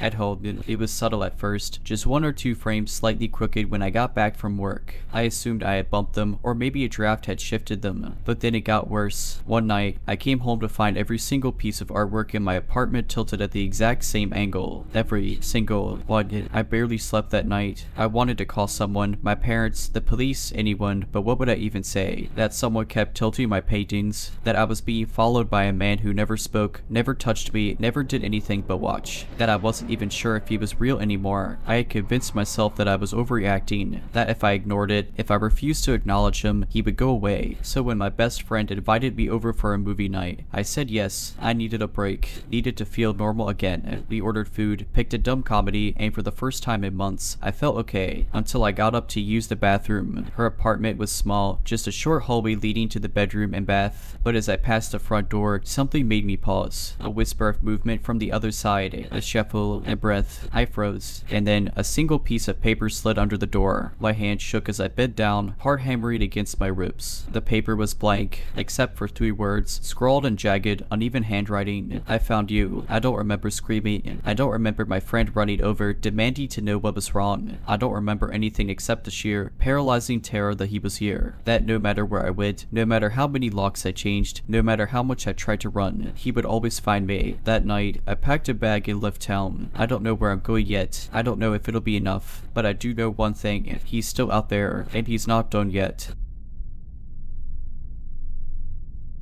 I was 6 the first time I saw the playground. It was tucked behind an old community center, the kind of place that held yoga classes for retirees and weekend craft fairs. My mom used to go there for pottery lessons, and while she worked, I played outside. The playground wasn't much, just a rusted slide, a set of swings, and a wooden playhouse with peeling blue paint. But it was mine. No one else ever played there. I never saw other kids, and the adults rarely even glanced at it, except for one. She wasn't an employee or a visitor. I don't know who she was, but every time I played, she was watching. At first, I thought she was just another mom waiting for a class to end, but she never went inside. She would sit on the farthest bench, hands folded in her lap, watching me in complete stillness. She never waved, never smiled. I don't remember her blinking. One day, I asked my mom about her. "What woman?" she asked, packing up her pottery. "The one who watches me play." Mom's expression tightened. "There's no one there, honey." I wanted to argue, but something in her tone stopped me. The next time I went outside, I looked straight at the woman. She was there, same as always.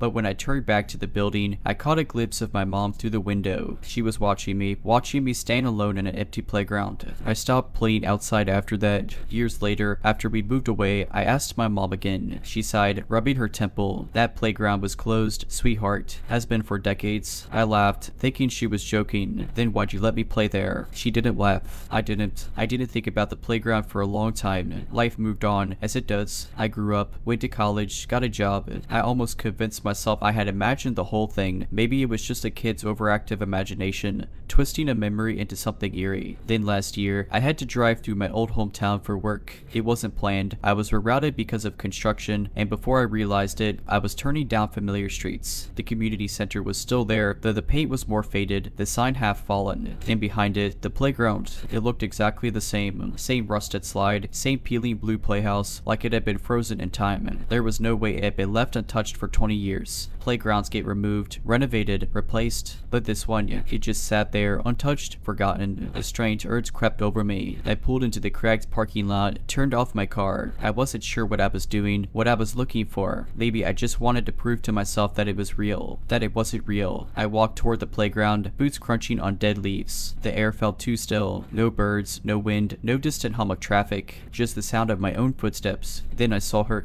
She was sitting on the farthest bench, hands folded, still, exactly as I remembered. Her face was wrong. Not aged, not changed, just wrong. Her eyes locked onto mine immediately, as if she had been waiting. And despite everything in my body screaming at me to run, I stepped closer. "Who are you?" I called out, my voice too loud in the silence. She tilted her head. Not a single muscle moved in the rest of her face. I don't know why that was the worst part, but it was. My stomach twisted. This was wrong. This was wrong. I turned back to my car, my legs suddenly sluggish, like I was moving through water. I forced myself to keep walking, gripping my keys so tightly they bit into my palm. I was almost to the car when I heard it. A whisper, soft, almost gentle. You grew up. I didn't turn around. I threw myself into the driver's seat, started the car with shaking hands. As I peeled out of the parking lot, I made the mistake of glancing in the rearview mirror. She was standing now, in the middle of the playground, still watching. I don't know what that playground is. I don't know who or what she is, but I do know one thing. She's still waiting. I didn't sleep that night. My mind kept looping through the encounter, trying to rationalize it. Maybe I was remembering things wrong. Maybe the woman was just some local, someone who happened to be there both in my childhood and now. A coincidence, but I knew better. And yet, a part of me, some deep, unsettled part, needed to know more. So I did something stupid. I went looking for answers. The next morning, I called my mom. I told her I had driven past the old community center, that I had seen the playground again. She went quiet for a long moment. Then, in a careful voice, she asked, "Did you go near it?" I hesitated. No. A sharp breath. Good. That should have been the end of it. I should have let it go. But I didn't. A few days later, I found myself at the local records office. I wanted to see if I could find anything about the playground, when it was built, why it was never renovated. It didn't exist. There were plenty of records on the community center, its construction, its expansions over the years, but no mention of a playground, no blueprints, no permits, no maintenance logs, nothing. I asked the clerk, an older woman who had been working there for decades, if she knew anything about it. Her face darkened immediately. There's no playground behind that building. I started to argue, but she shook her head, her expression tight. Whatever you think you saw, whatever you remember, forget it. It's not a place for you. The way she said it sent a chill up my spine. Not a place for children, not a place for the public, a place for me. I left in a hurry, my skin crawling. I tried to put it behind me. I really did. But the dream started soon after. I was back at the playground, alone. The air was thick, heavy, like it was pressing down on me. I couldn't move, couldn't speak, and she was there, not sitting this time, standing over me, her face still locked in that unnatural stillness, watching, waiting. I would wake up gasping for breath, my sheets damp with sweat. The worst part, the dreams were getting clearer, closer. She was no longer at a distance. She was standing just a few feet away, then an arm's length. Then I stopped sleeping, stopped looking at mirrors, at reflections in glass. Every time I did, I expected to see her behind me. And then last night, I woke up, but I wasn't in bed. I was standing in my apartment doorway, keys in my hand, as if I had been about to leave, as if something had called me. My phone buzzed on the counter, a text from an unknown number. 4 words, "You remember me now. I'm leaving town today." I don't know if that's enough. I don't know if she can follow me. I just know I can't stay. And if you ever find yourself in my hometown, if you ever drive past that crumbly community center, don't stop, don't look, don't go near the playground. I work at a railway maintenance yard, not the kind with gleaming passenger trains, but the kind where old, rusted freight cars go to die. It's a lonely job, especially during the night shift. Most of my coworkers prefer the daylight hours, but I like the quiet. It was just me, the tracks, and the occasional distant horn from a train passing through. There's an old office building on site, mostly abandoned except for a break room and a few storage closets. At the very top of the building, mounted on a skeletal tower of rusted beams, is a clock, the trainyard clock, as we call it. No one really knows who maintains it. It doesn't work, at least not correctly. The hands never move the way they should. Some nights, it's frozen at 3:47. Other times, it'll skip ahead or lag behind, never aligning with reality. And sometimes, it moves backward, ticking with unnatural precision. Everyone on the night shift knows not to look at the clock too long. I thought it was just an old piece of railway superstition, until one night when my radio crackled with static, and a voice, my own voice, whispered through the speaker, "Don't look at the clock." I froze, my fingers tightening around the radio. My heart hammered against my ribs as the voice repeated itself. It was May. Same tone, same rasp I got after long shifts. Then, silence. I turned slowly, feeling the cold grip of unease coil around my spine. Against my better judgment, I looked up at the clock. It was moving, not smoothly, but in jittery, unnatural leaps. The second hand flickered back and forth between numbers like a glitching video. The hour hand twitched backward in slow, uneven motions. And then, I swear this is true, the numbers themselves seemed to shift, like they were rearranging. That's when I saw something behind the glass. A shape, a figure. there. It was watching me, not from behind the tower, but inside the clock. The glass was fogged and grimy, but I could see the vague outline of a face. It wasn't moving, it wasn't breathing, it was just there. And then the minute hand shuddered forward, and the thing inside the clock tilted its head. I read. I don't remember making it back to my car, but I must have because I peeled out of that lot, leaving behind my gear, my radio, everything. I didn't even go back to pick up my paycheck. A few weeks later, I heard the maintenance yard got shut down. Something about the tower collapsing unexpectedly. No one was hurt. There was no one left working the night shift after I quit. I don't know if what I saw that night was real, or if exhaustion played tricks on me. But sometimes, when I pass by abandoned train yards, I catch myself looking for a broken clock. And I never, ever let myself stare too long. I wish I could say that was the end of it, that I moved on, found another job, and never thought about that cursed clock again. But the truth is, I never really left it behind. The nightmares started a few weeks after I quit. They were dramatic, no shadowy figures chasing me, no monstrous hands grabbing from the dark. Just a simple, relentless dream. I was standing in the train yard, staring up at the clock. The numbers on its face would shift, slowly, deliberately. I could never make out what they were trying to say, but I knew deep down that it was meant for me. Sometimes the glass would fog up. Sometimes I'd see a shape inside, and then I started waking up at 3:47 a.m. every night. At first, I told myself it was a coincidence. Maybe my body had just fallen into a weird sleep cycle, but then things started to go wrong.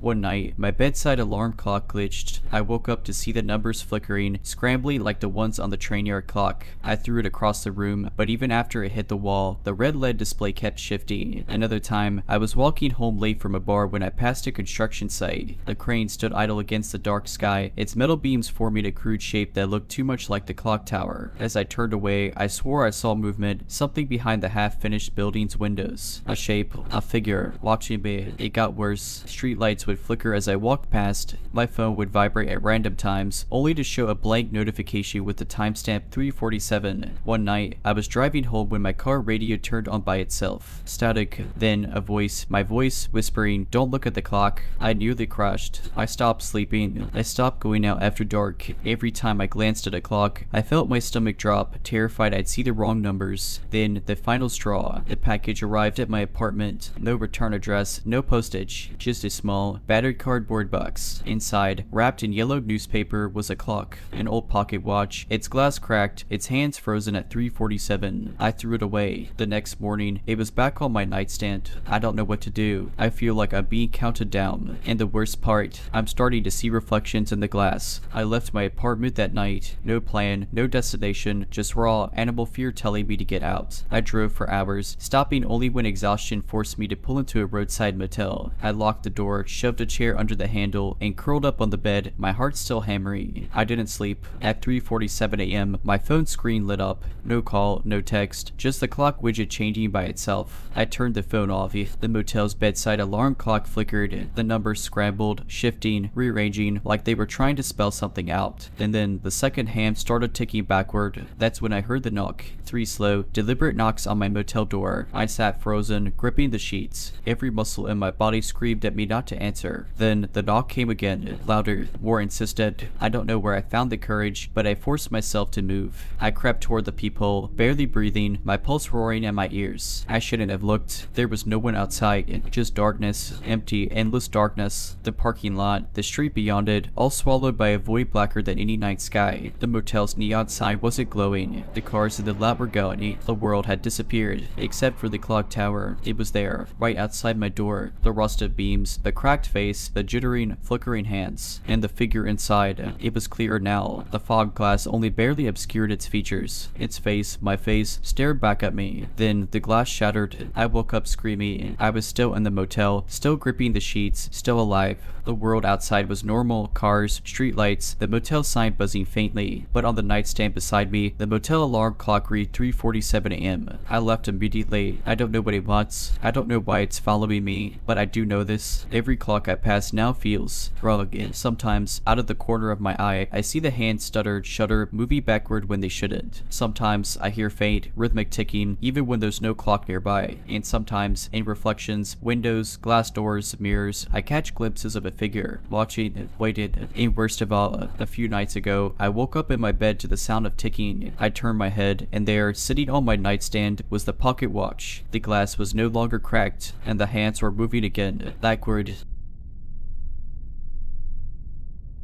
I work the late shift at a hospital, meaning I usually get off around 2 or 3 a.m. most nights. My drive home is uneventful, just dark roads, the occasional deer, and a quiet house waiting for me. But there's one stretch of my commute that always makes me uneasy. It's an old cemetery on the outskirts of town, one of those sprawly places with massive, crumbling gravestones and iron gates that are always locked at dusk. I usually don't pay it much mind, but about a month ago, something changed. The first time, I barely noticed him, just a figure standing by the entrance as I drove past. It was raining that night, so I figured it was just some unlucky guy caught in the storm. But when I glanced in my rearview mirror, he was gone. The next night, he was there again. This time, he was standing directly in front of the gate, hands at his sides, facing the road. I didn't get a good look at his face, but something about the way he stood, so rigid, so still, made my skin crawl. I told myself it was just a coincidence, maybe some guy visiting a grave after hours, lost in thought. But by the fourth night, I knew something was wrong. That night, he was closer to the road, just standing there, staring at passing cars. I kept my eyes on the road, refusing to look directly at him. But as soon as I passed, I did what I promised myself I wouldn't. I checked the rearview mirror, and he was still facing me. I told my coworker about it the next day, and she shrugged it off. Probably just some creep, she said. Next time, take a different route home. So I did. I took the long way, added 10 minutes to my drive. That night, I didn't see him, but the night after, he was standing at the entrance of my apartment complex. I didn't park.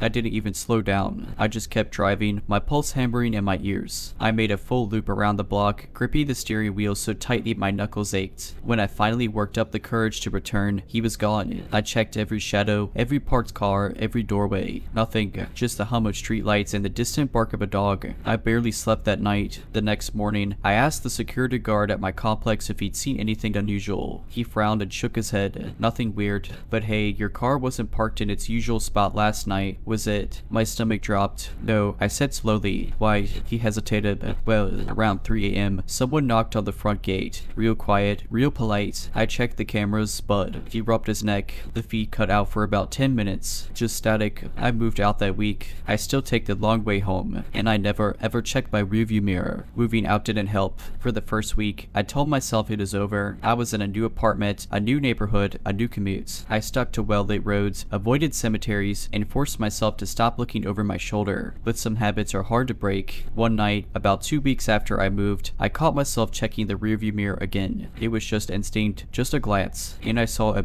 standing at the crosswalk behind me. At first, I thought it was someone else, but no, same stiff posture, same motionless stance, just waiting, watching. I gripped the steering wheel so hard my fingers ached. The light turned green. I drove. I didn't look back. I started to see him more often after that. Not every night, not always in the same place, but enough that I stopped convincing myself I was imagining it. He never got closer, never chased me, never spoke. He was just there, at a gas station, standing by the air pump while I filled my tires. Outside my work, across the street, hands at his sides. Even in a grocery store once, I turned down an aisle and he was at the far end, staring straight at me. No carts, no groceries, just standing there. I turned around and left without buying anything. The worst part, I could never really describe him. I tried. I really did. I even told a friend, half laughing, trying to play it off like some weird coincidence. He's just tall, I guess, and pale, but I could never really see his face. My friend gave me a look. How could you not see his face? I didn't know how to explain it. It wasn't that it was blurred or missing, it was just wrong. Like my brain refused to hold on to it. Every time I tried to remember, it slipped away like a dream. One night, after months of this, I snapped. I was parked outside my apartment, gripping my keys, exhausted, sick of feeling hunted. And when I turned my head, there he was, standing by a street lamp. I rolled down my window and shouted, "What do you want?" He didn't move, didn't flinch, didn't react at all. He just tilted his head, like he was considering the question, and then he took one step forward. That was enough. I threw my car into drive and sped off, circling the block 3 times before parking and sprinting inside my building. Heart hammering in my chest. That was the last time I saw him. I don't know why. I don't know if he got bored, if he found someone else, or if acknowledging him out loud broke whatever strange hold he had over me. I just know that it stopped. But even now, even years later, I still take the long way home, and I never ever check my rearview mirror. For a while, I let myself believe it was over. Months passed, I got comfortable, the world felt normal again, until last week. I was visiting my parents in my hometown, a couple of hours away. Just a weekend visit, dinner, catching catching up, some quality time. It had been long enough that I felt safe, untouched. But that night, as I was helping my mom clean up the dishes, she glanced out the window and frowned. There's someone standing outside. Every muscle in my body locked up. I turned my head so slowly it felt like a dream, and there he was, standing at the end of my parents' driveway, still watching. I couldn't breathe. My mom squinted. Do you know him?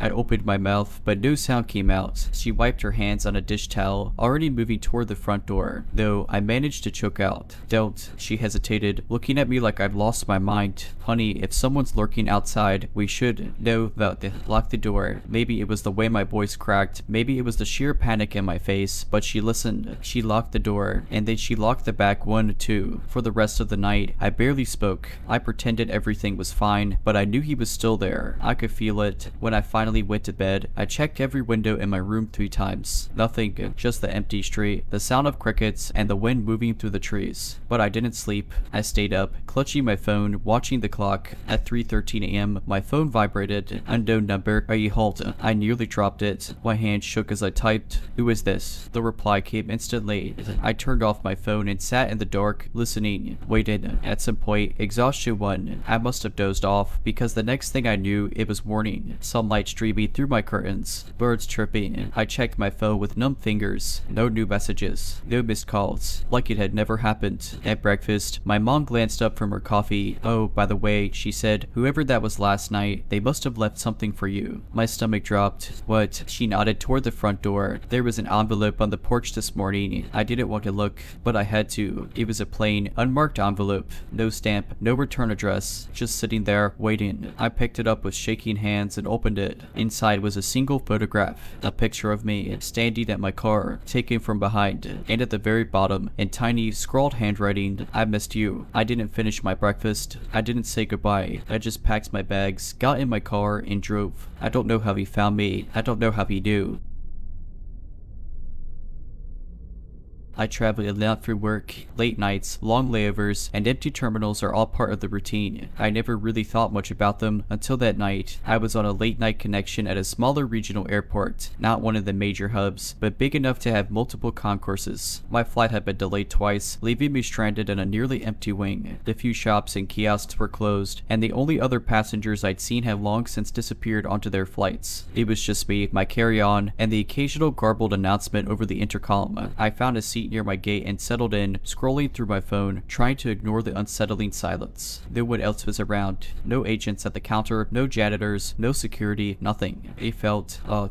At first, I told myself it is normal. It was late, after all. But then I noticed something strange. Across the concourse, at another gate, someone was sitting. A woman. She was too far for me to see her clearly, but something about her posture was wrong and rigid. Like she wasn't just waiting for a flight, she was watching. I shifted uncomfortably, telling myself I was being paranoid. Maybe she was just another stranded passenger, but she wasn't scrolling on her phone. She wasn't reading. She wasn't even looking at the departure screens. She was looking at me. I tried to ignore her. I went back to my phone, pretending not to notice. But every time I glanced up, she hadn't moved. Not once. Then the overhead lights dimmed. An announcement crackled over the intercom. Something about a final boarding call, but not for my flight. I glanced at my gate screen. Still delayed. I looked back at the woman. She was standing now, still staring.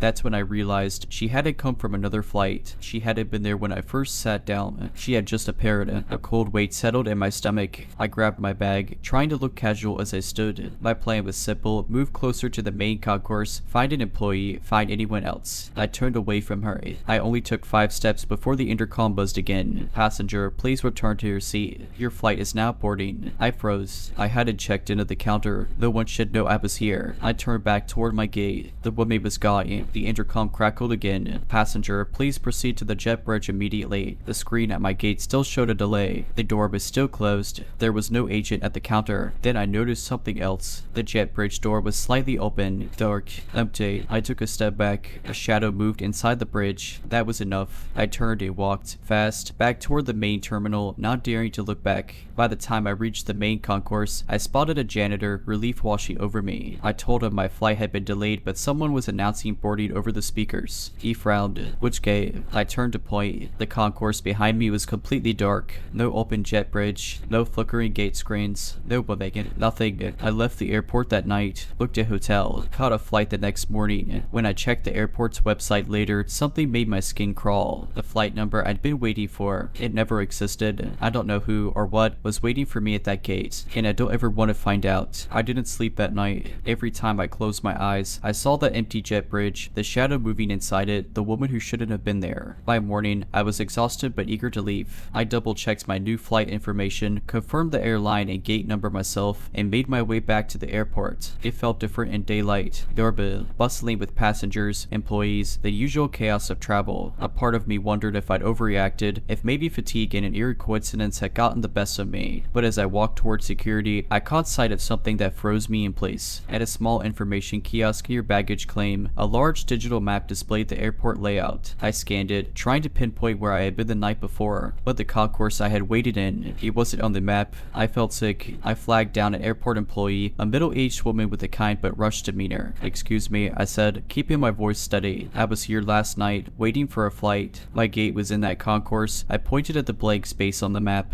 "But it's not here." She gave me a confused look. "That section was shut down last year," she said. "It's been under construction ever since." I felt the blood drain from my face. "No," I insisted. "I was there last night. There were working lights, a functioning intercom. Gate screens were on." She shook her head. "There's no power in that section," she said firmly. "There hasn't been for months." I tried to argue, but she had already turned away, radioing another employee. I stood there, breath shallow, brain scrambling for an explanation. Maybe she was mistaken. Maybe they had turned the power back on for some reason. Maybe I wasn't losing my mind.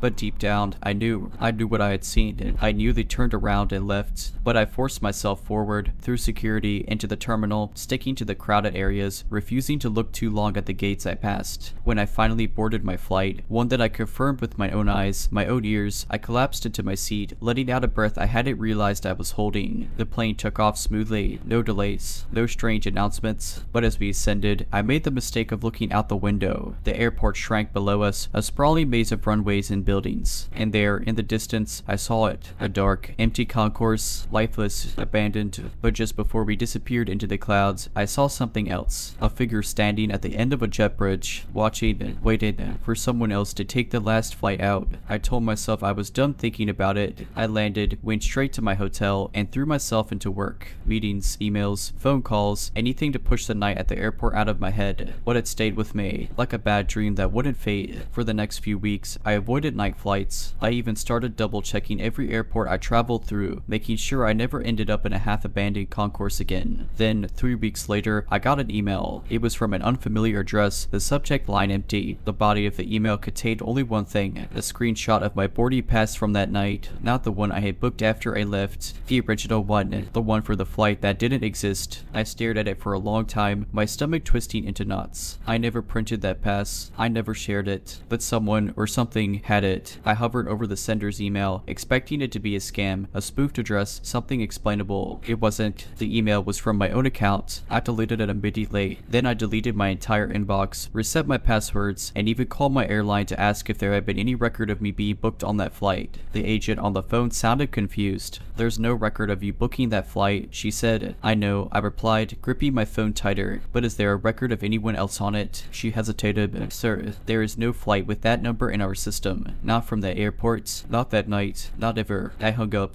That should have been the end of it. I should have stopped looking, but I didn't. A few nights later, curiosity got the best of me. I searched online for anything about that airport, that concourse. There wasn't much, just vague mentions of renovations and old forum posts about a gate being permanently closed due to operational issues. Then I found something buried deep in the archives of an old travel site. A comment from 2006, "Avoid Concourse D if you're flying late." I was there once after a delay, alone except for one other passenger. She just sat there, staring, never boarded anything. When my flight was called, the intercom said my name, but I never checked in. The jet bridge was open, but the plane wasn't there. Just dark. I read, "I never flew through the airport again." Another comment, 2011. "There's something wrong with the last flights out of Concourse D. I worked at the airport years ago. Sometimes, flights would be listed on the schedule that didn't exist. If passengers showed up, an announcement student would call their name, even if no one was at the desk. Security never found out who was making them. The last comment was from 2020. I used to work overnights cleaning the terminals. We weren't supposed to go near Concourse D, but once I did. The screens were on, the gates looked operational, but it wasn't real. It couldn't be, because the airport shut that concourse down years ago. But I swear, I saw someone waiting there. I saw the bridge door open, and I swear, something saw me back. I closed my laptop. I haven't flown through the airport since, and I never take the last flight out, because whatever's waiting in that abandoned concourse, it's still there. It's still watching, and it's still waiting for the next name to be called.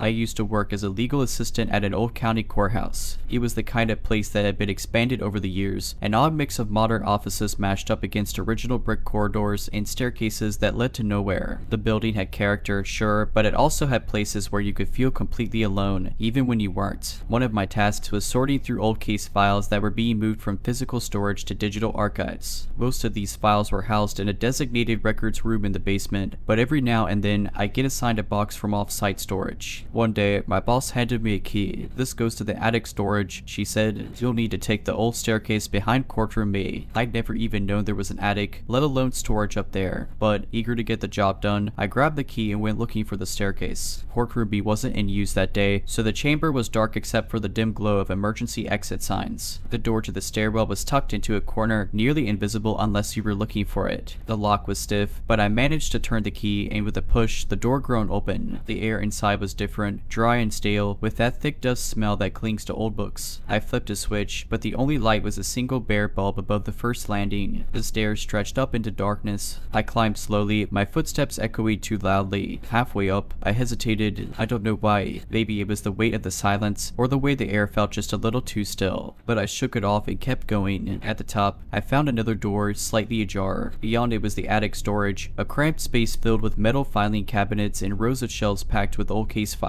The dust here was thick, untouched in places. I found the box I was supposed to retrieve on a table near the door. That should have been the end of it. Grab the box, go back downstairs, business as usual. But as I turned to leave, I noticed something strange. One of the filing cabinets was open just a crack. Not unusual, except that I could see the dust pattern on the handle, thick, undisturbed. It hadn't been touched in years. And yet, it was open. A chill crept up my spine. I told myself it was nothing. Maybe it had been left open long ago, and I just hadn't noticed at first. I should have left then. Instead, I reached out and pulled the drawer open. The files inside were neat, organized, but sitting on top, out of place, was something that wasn't a file at all. It was a photograph, faded, old, but I could make it out. 4 people standing in what looked like this very attic. 2 men, 2 women, dressed in formal court attire. Judges, maybe, or attorneys, but it was their faces that stopped me. They weren't looking at the camera. They were looking at something just beyond the frame, and their expressions, I don't know how to describe it. It wasn't fear, exactly, or like recognition, like they'd just seen something step into the room. And behind them, in the dim light, there was a shadow, not a person, a shape, stretched long, distorted. I dropped the photo and took a step back. That's when I heard it. A sound, soft at first, a scrape, a shuffle, from inside the attic. I turned so fast I nearly knocked over the table. The room was empty, just rows of cabinets and shelves, silent and unmoving. But the air felt wrong, heavy. Watching, I grabbed the box and bolted. I don't even remember running down the stairs. I just know I didn't stop until I was back in the main hallway, where the air felt normal again. I turned to the files and never mentioned what I saw. A few weeks later, I tried to bring it up casually with one of the older clerks. "Hey, did you know there's an attic above courtroom B?" She gave me a puzzled look. "There used to be," she said, "years ago, but they sealed it off within 90 seconds. There's no way to get up there anymore." I didn't argue. I just nodded and walked away, because I still have the key, and the dust on my shoes. I should have left it alone. I wanted to leave it alone. After that day, I avoided courtroom B. I told myself I had imagined it, that maybe the clerk had just been mistaken about the attic being sealed off. But every time I walked past that part of the building, I felt it, the strange, heavy air, the sense that if I turned my head too quickly, I'd see something standing just out of sight. Then, about a month later, I was asked to retrieve another file. This time, my boss handed me a folder directly. "We pulled this one from the old archives," she said, placing it on my desk. The file was from the 1970s, an old case, something about a judicial misconduct investigation that had been shut down before it went to trial. But it wasn't the case itself that made my stomach drop. It was the photograph clipped inside, the same photograph I had found in the attic. 4 people standing in that same dimly lit space, their faces tense, their eyes locked on something just out of frame, the shadow behind the book. I swallowed hard and flipped through the case file. There were notes, transcripts, mentions of hearings and closed-door meetings, and then, toward the end, something that made my blood run cold. A report, March 12, 1975. Following multiple complaints of disturbances in the upper records room, attic storage has been permanently closed off. Staff are advised to avoid the stairwell behind courtroom B key access has been revoked. I stared at the words, rereading them over and over. Permanently closed off,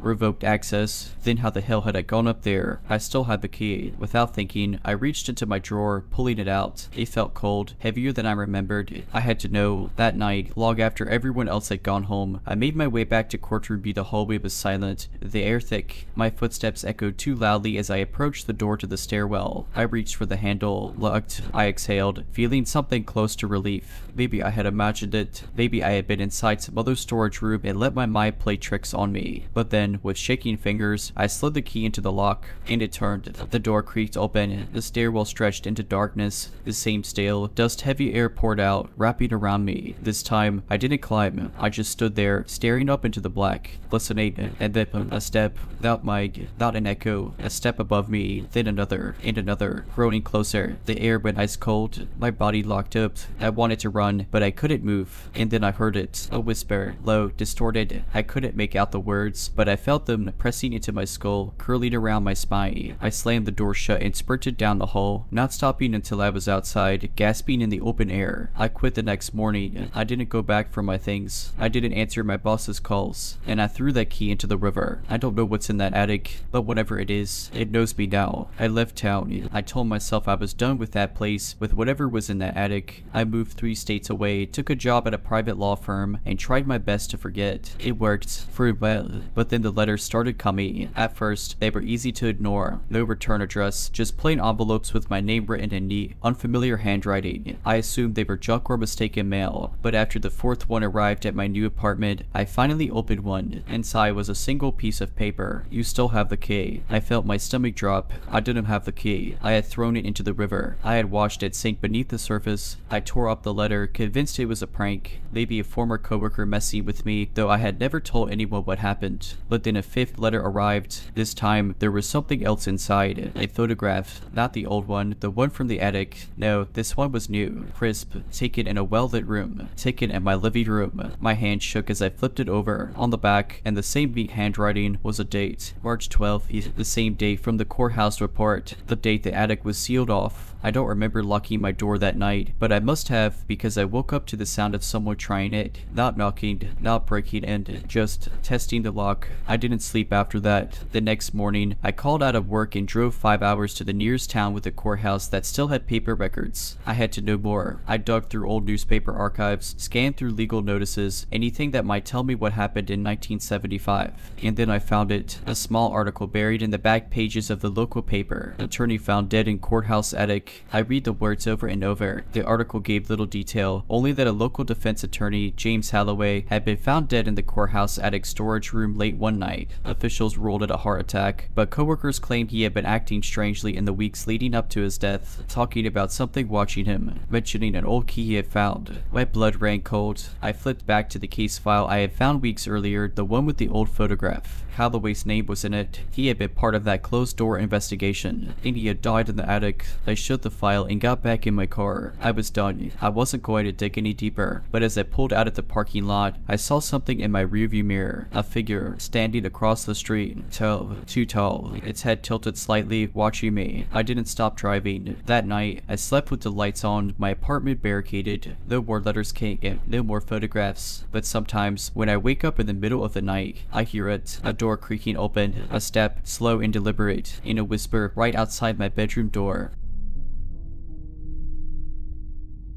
I was working as a night janitor at a corporate building downtown. It wasn't a particularly interesting job, just vacuuming, emptying trash, wiping down surfaces. The place was usually empty after 8 p.m., aside from the occasional late worker in one of the offices. One night, I was going about my usual rounds when I noticed something odd. Down the hall, in the reflection of the large glass windows, I saw a man standing completely still near the vending machines. He was tall, dressed in a dark suit, and just watching. At first, I assumed he was just another late worker stalker taking a break. But when I turned to look directly at him, the space where he should have been was empty. I blinked and looked back at the window. He was still there, reflected in the glass. I felt this weird, cold weight in my stomach. Something was wrong. I stepped forward cautiously, my heart thudding, and glanced again toward the vending machine area. Still nothing, but in the reflection, the man tilted his head. I bolted. I half jogged, half speed walked to the janitor's closet, locked myself inside, and tried to calm my breathing. Maybe I was overtired. Maybe it was a weird trick of the light. After about 10 minutes, I convinced myself I had imagined it. I cautiously stepped out and went back to work, avoiding that part of the building entirely. A week later, I was cleaning the empty reception area when I saw him again. This time, he wasn't reflected in a window. He was standing in the middle of the room, motionless, watching me. His eyes were wide, unblinking, and black. Now dark brown, just black, like the entire eyeball was void of color. I don't remember dropping my mop, but I heard it clatter against the floor. The man didn't move, didn't breathe. He just stared. Then, in a slow, almost mechanical motion, his mouth stretched into an impossibly wide grin. I don't think I've ever run faster in my life. I quit the next morning. I didn't even go back for my last paycheck. I just never stepped foot in that building again. A month later, I bumped into one of the other janitors at a bus stop. We made small talk, and I asked, as casually as I could, if he'd ever seen anything strange in the building. His face darkened immediately. You saw him too, didn't you? I nodded, my mouth dry. He let out a shaky breath. We don't talk about it. I never asked anything more, and I never went near that building again. A few months passed, and I did my best to forget about the incident. I found a new job, day shifts only. I made sure of that. Life went back to something resembling normal. Then, one evening, as I was walking home from a friend's apartment, I caught a glimpse of something in a store window. A reflection. At first, I thought it was my own, just a trick of the dim street lights and glass. But then I saw him, standing just behind me, so perfectly still. Those same black, unblinking eyes. I turned sharply, hard hammering, expecting to see him right there in the open street. But there was nothing. I turned back to the window, but the reflection was gone. I told myself I was imagining things. Maybe my brain had dredged up an old fear, warping some random shadow into him.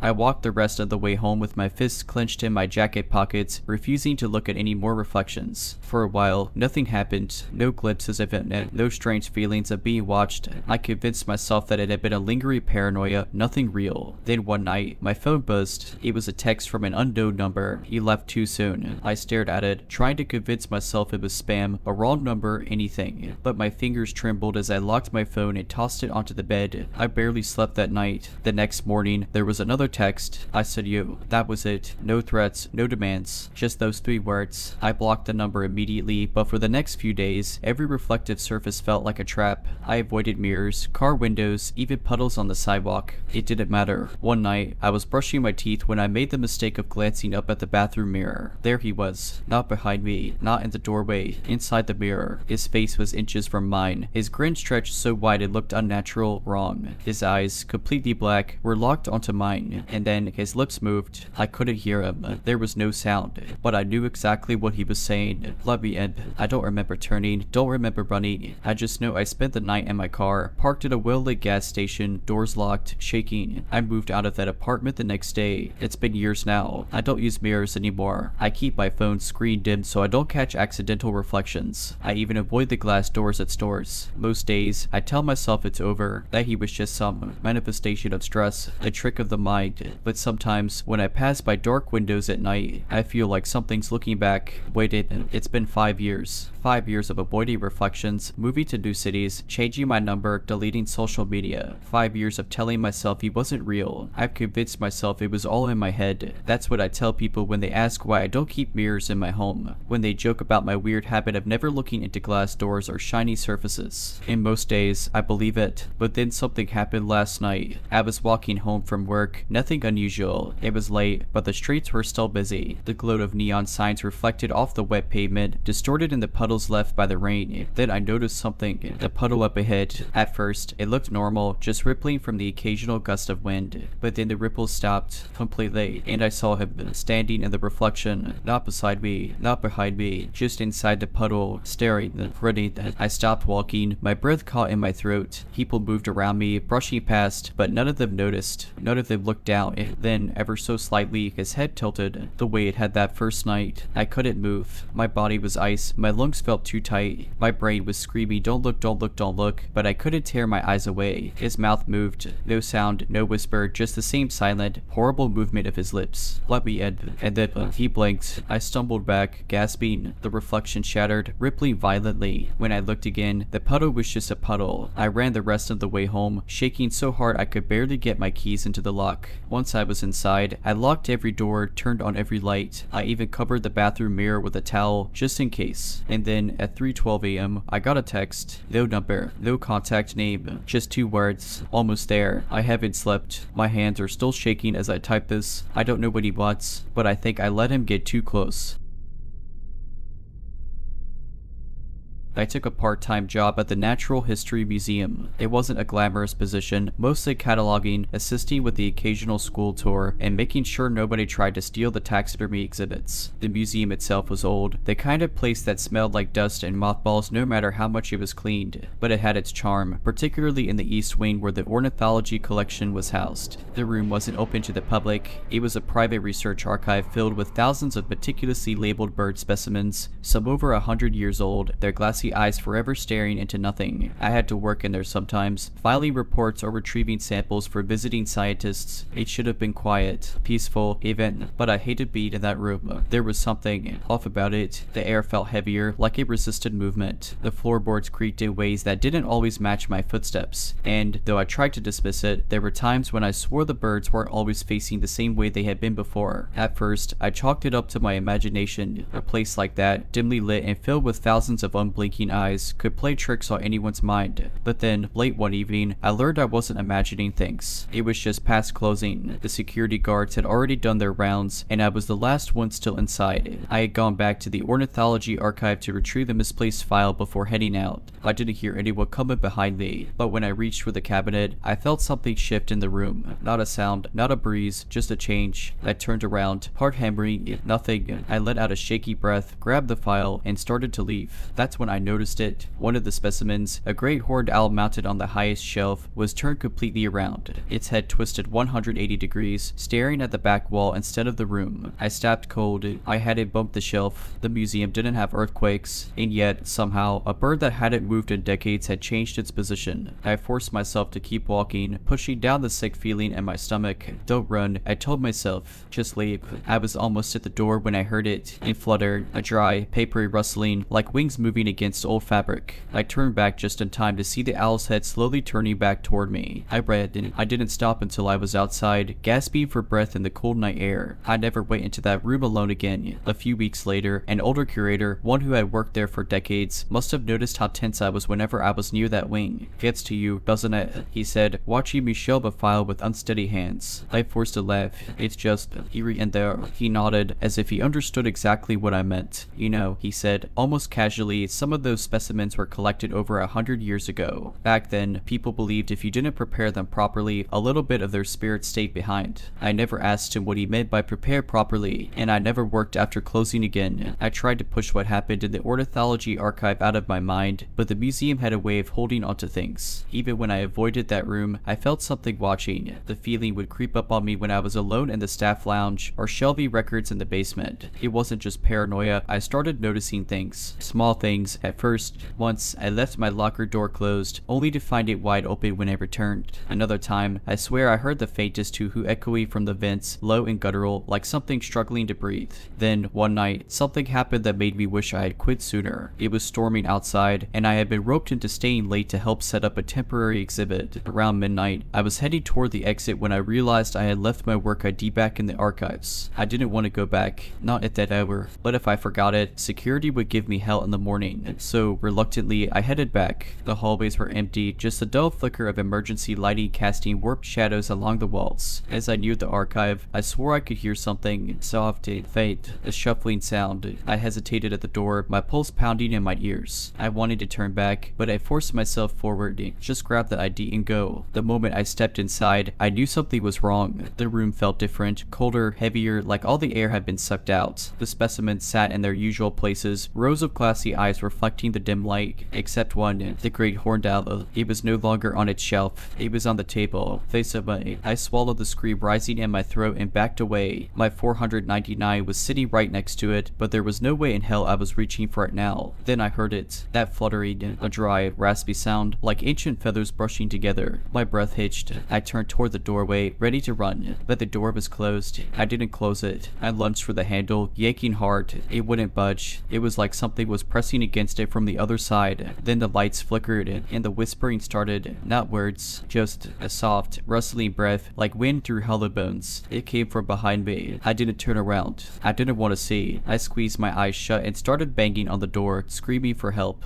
My hands felt numb. The air around me felt thick, pressing it on my lungs like it didn't want me to leave. Then, a sound like breaking glass. The pressure lifted and the door flew open, sending me sprawling into the hallway. I scrambled to my feet, heart pounding, expecting to see something, someone chasing me. But when I looked back, the room was empty. Everything was exactly as it had been before, except for the great horned owl. It was back on the shelf, its head twisted at an unnatural angle, watching me. I didn't go back for my ID. I quit the next morning, never set foot at that museum again. But sometimes, late at night, I'll hear a soft fluttering sound outside my window, and I never look. I quit the museum. I told myself I was free of it, that I'd never have to step foot in that cursed place again. But some things don't let go so easily. For the first few weeks, I tried to convince myself I was just paranoid, that what happened in the ornithology archive was stress, a trick of the mind. But then, things started following me. Not people, not shadows, birds. At first, it was small things, a feather on my windowsill, though I lived in a high-rise apartment with no nearby trees. A muffled rustling in the vents at night, but it escalated. I started noticing owls. A barn owl, perched on a telephone wire across from my building. A snowy owl, completely out of place, watching from the park near my office. They never moved, just stared. One night, I woke up gasping, my throat tight like I had been suffocating in my sleep. My room was pitch dark, but something felt wrong. The air was thick, like the museum archive, and then I heard it, a soft, dry flutter. I bolted upright, reaching for my bedside lamp. My fingers fumbled for the switch, but before I could turn it on, I saw something in the dim glow of the streetlights outside. My closet door was open. I never left it open, and inside, two glassy eyes were staring at me. I turned on the light. Nothing. The closet was empty, but the next morning, I found something on my pillow. A small, brittle out tablet.